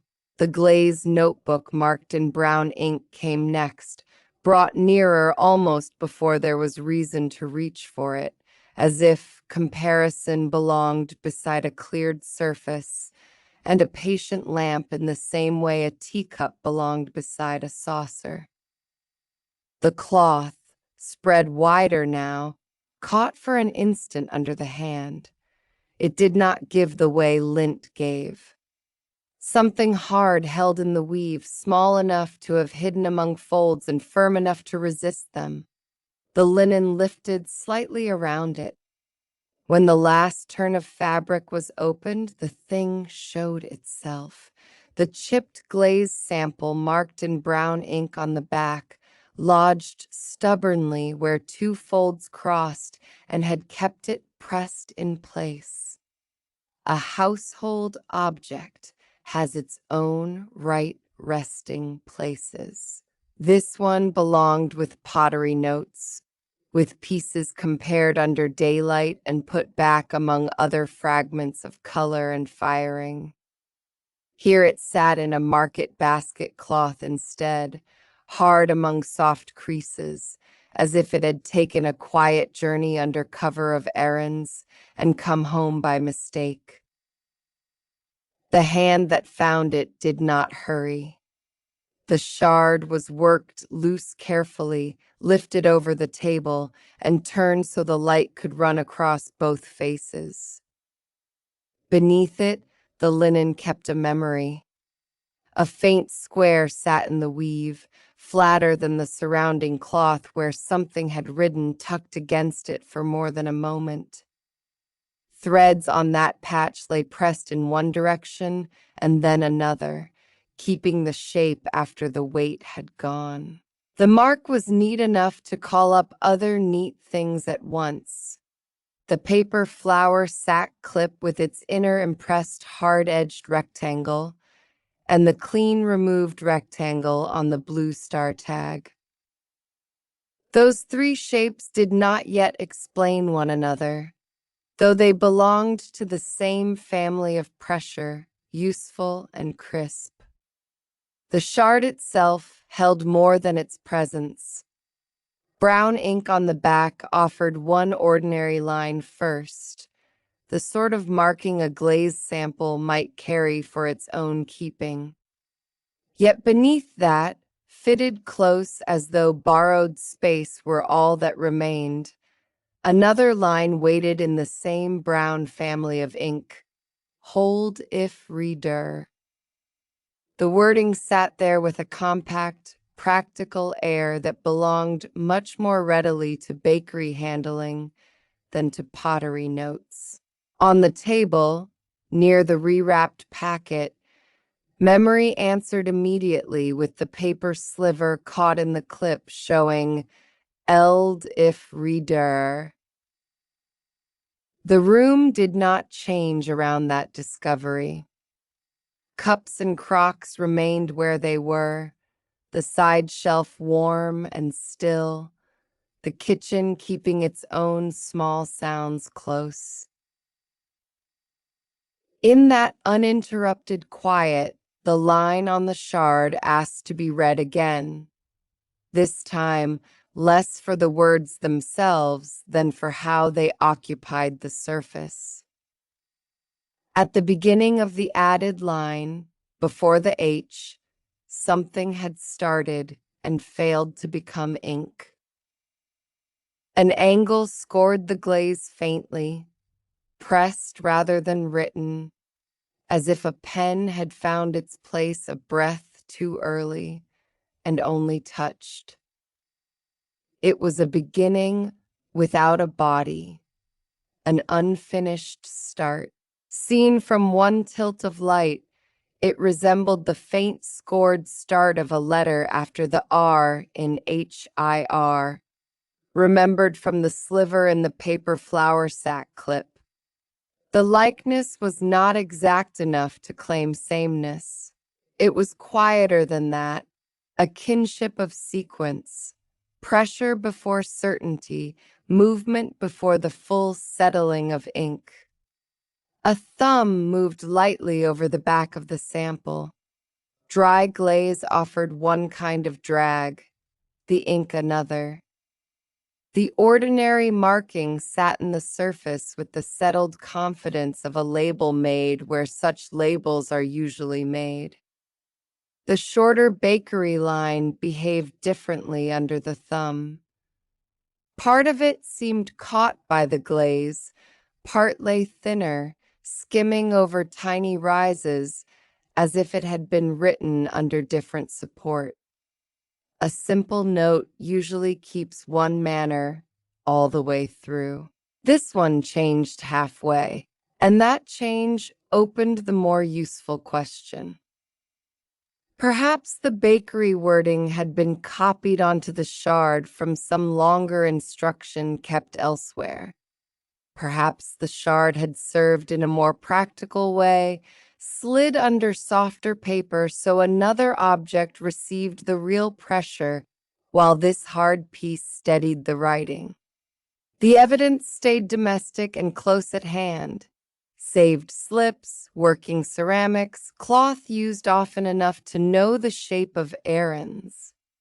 The household had kept this trace without ceremony until the evening happened to lay things side by side. The market basket cloth was spread from corner to corner and smoothed flatter, then turned so the place where the shard had caught lay nearest the rewrapped packet.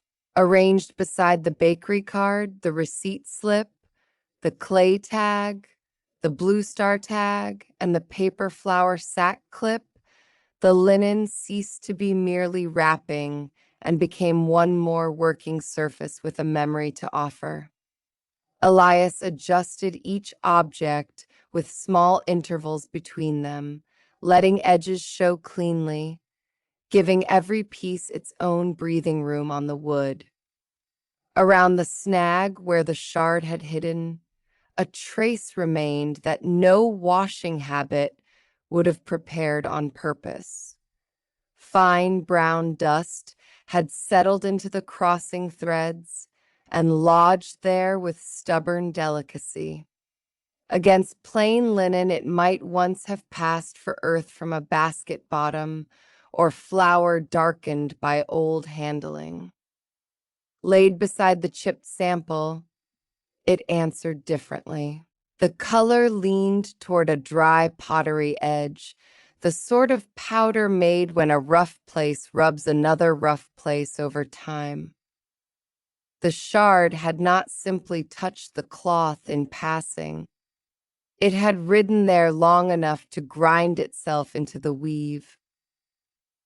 The glazed notebook, marked in brown ink, opened with a softened resistance from pages used often and kept carefully. Inside, ordinary entries marched in the familiar way of notes written to remember color, firing, test results, the little practical language of clay and heat. The shard was set nearby, and line was compared to line. The notebook's true glaze notes breathed. Curves had room to open. Abbreviations still kept a measured hand behind them. The added bakery wording on the back of the sample narrowed itself. Letters fitted close, strokes shortened to make the phrase occupy an unsuitable strip of space. Utility had driven the pen there. A pause followed while the page remained open and the shard lay just below it, the two browns almost matching until shape and pressure began to separate them. Ink can resemble ink and still tell on the hand that laid it down. Here the ordinary notes belonged to a settled practice. The cramped line belonged to necessity. The paper flour sack clip came into the center of the table after that, angled against the edge of the glaze sample for no reason of fit except scale. Metal met ceramic with a restrained little tap. If the clip's inner impressed hard-edged rectangle stood close to the removed place on the Blue Star tag and to the pressure remembered in the cloth, then the same kind of useful handling might have moved among all three objects. It proved remarkably close. The dimensions were not perfect in the strictest sense, and they did not need to be. The eye could follow one hard-edged small rectangle to another and recognize the family resemblance immediately. The Blue Star tag was turned until the light struck its clean removed rectangle from nearly the same angle. The missing piece there had left a crisp border, one too exact for tearing done in haste. Beside it, the inner shape in the clip held the same firmness of corner.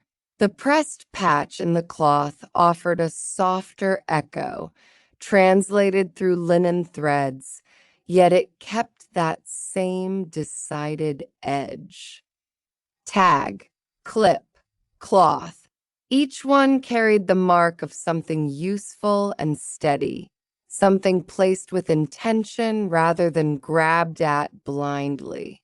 The receipt slip and bakery card had traveled wrapped together, and they came under the fingers in that same order. The eye did not ask them for words right away. Touch asked first what sort of support each could accept. Their fibers yielded with the slight spring of handled paper. A nail could have bruised them. A pen working over them would have needed steadiness beneath if pressure were to pass cleanly through. Compared with the dry hardness of the glaze sample's back, they made a simple argument. A hard household object could have been borrowed for a brief practical purpose, while softer paper above it received writing, transfer, or pressure meant for bakery use. The shard no longer sat merely as a misplaced thing discovered in a cloth. It offered itself as a participant in an ordinary task, done at the edge between home and work, where useful objects cross paths without asking permission.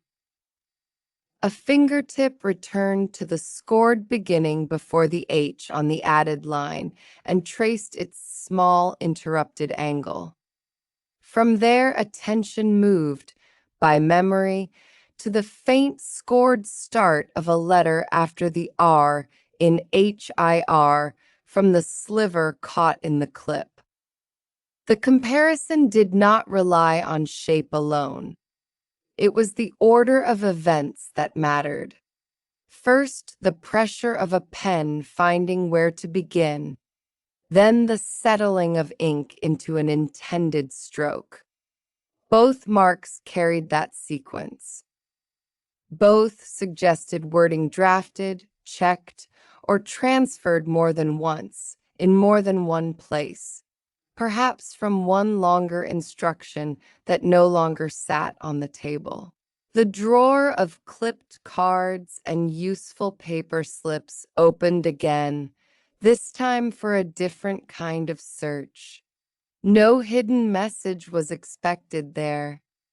What mattered were ordinary pressure marks, the harmless little records left by storage and use. Several turned up almost at once. Old clip bites, folded corners that had flattened into precise shapes, a rectangle where some practical fastening had once rested too long. The survey was useful for its refusal to flatter any single clue. Pressure alone belonged to household life. Many objects could remember it. A rectangle by itself could not accuse. Wording traveling with that pressure mattered more. A blank, useful paper slip from the drawer was brought out for a plain experiment. The chipped edge of the glaze sample was tested lightly against it, the ceramic drawn with only enough contact to see what sort of mark such an edge naturally made. The result was simple and immediate. No clean rectangle appeared, only a rough drag where the chipped place scraped the paper. That quiet trial ruled out one avenue at once. The shard had not cut or created the clean removed rectangle on the Blue Star tag. Its role, if it had one, lay elsewhere. The sample could still have sat under paper while writing passed above. It could still have held copied wording on its own back because someone needed the phrase near at hand.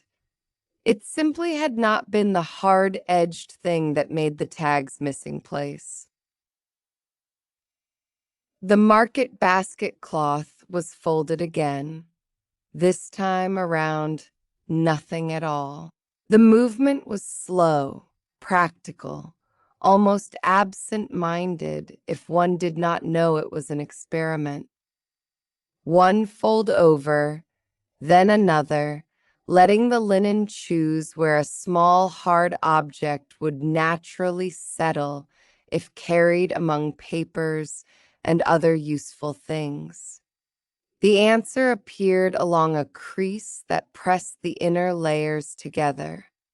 A shard tucked there would lie flat against slips and tags, protected from slipping loose, held by the ordinary geometry of carrying. Such travel looked sensible. An item borrowed in haste could be slipped there for convenience and forgotten when the rest of the bundle came home. Elias unfolded the cloth once more and left it open near the edge of the table. Dust in the weave showed long contact. The notebook separated ordinary glazed notation from borrowed bakery language. The clip, cloth, and blue star tag shared a crispness of pressure without forcing exact identity. The paper slips proved softer than the shard and in need of support. The chipped edge failed to make the missing rectangle. Piece by piece, household use and bakery handling had stopped looking like separate domains and begun to overlap in plain domestic ways. The kitchen's small sounds continued to accompany the work. Paper moved with a faint, dry whisper when turned. The clip gave a tiny click when set down nearer the blue star tag. Somewhere on the shelf, a cooling crock answered the room with one brief ceramic tick.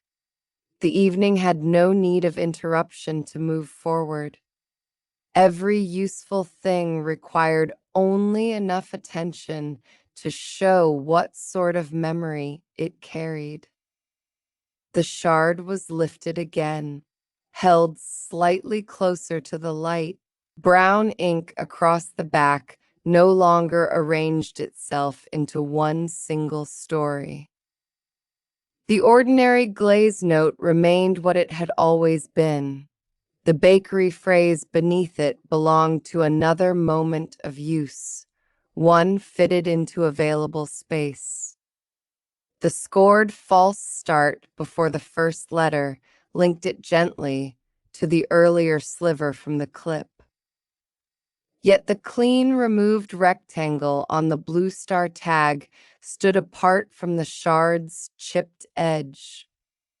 A puzzle made of small practical acts often untangled by accepting that more than one object had done the work. The table had become a comparison surface in earnest by then. Ceramics rested to one side. The chipped glaze sample, the warm presence of mugs and teapots on the shelf above, the notebook with its brown ink habits. Papers and tags occupied the other side. Bakery card, receipt slip, clay tag, blue star tag, the paper flour sack clip, and the fresh, useful slip from the drawer. Between them lay the opened market basket cloth, a bridge made of linen and remembered pressure. Household objects and bakery remnants no longer took turns explaining the matter. They answered one another directly. A practical understanding began to settle out of that arrangement. The chipped glaze sample, marked in brown ink on the back, had carried copied bakery wording, whether for reference or because the phrase was being tested, borrowed, or transferred from a fuller instruction no longer present.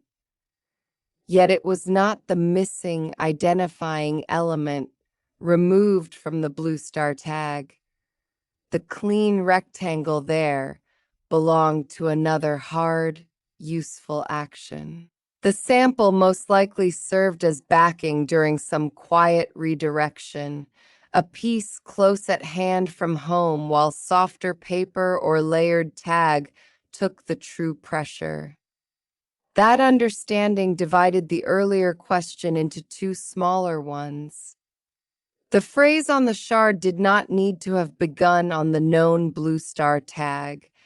It could have come from somewhere longer, some missing instruction from which the wording had been copied or learned.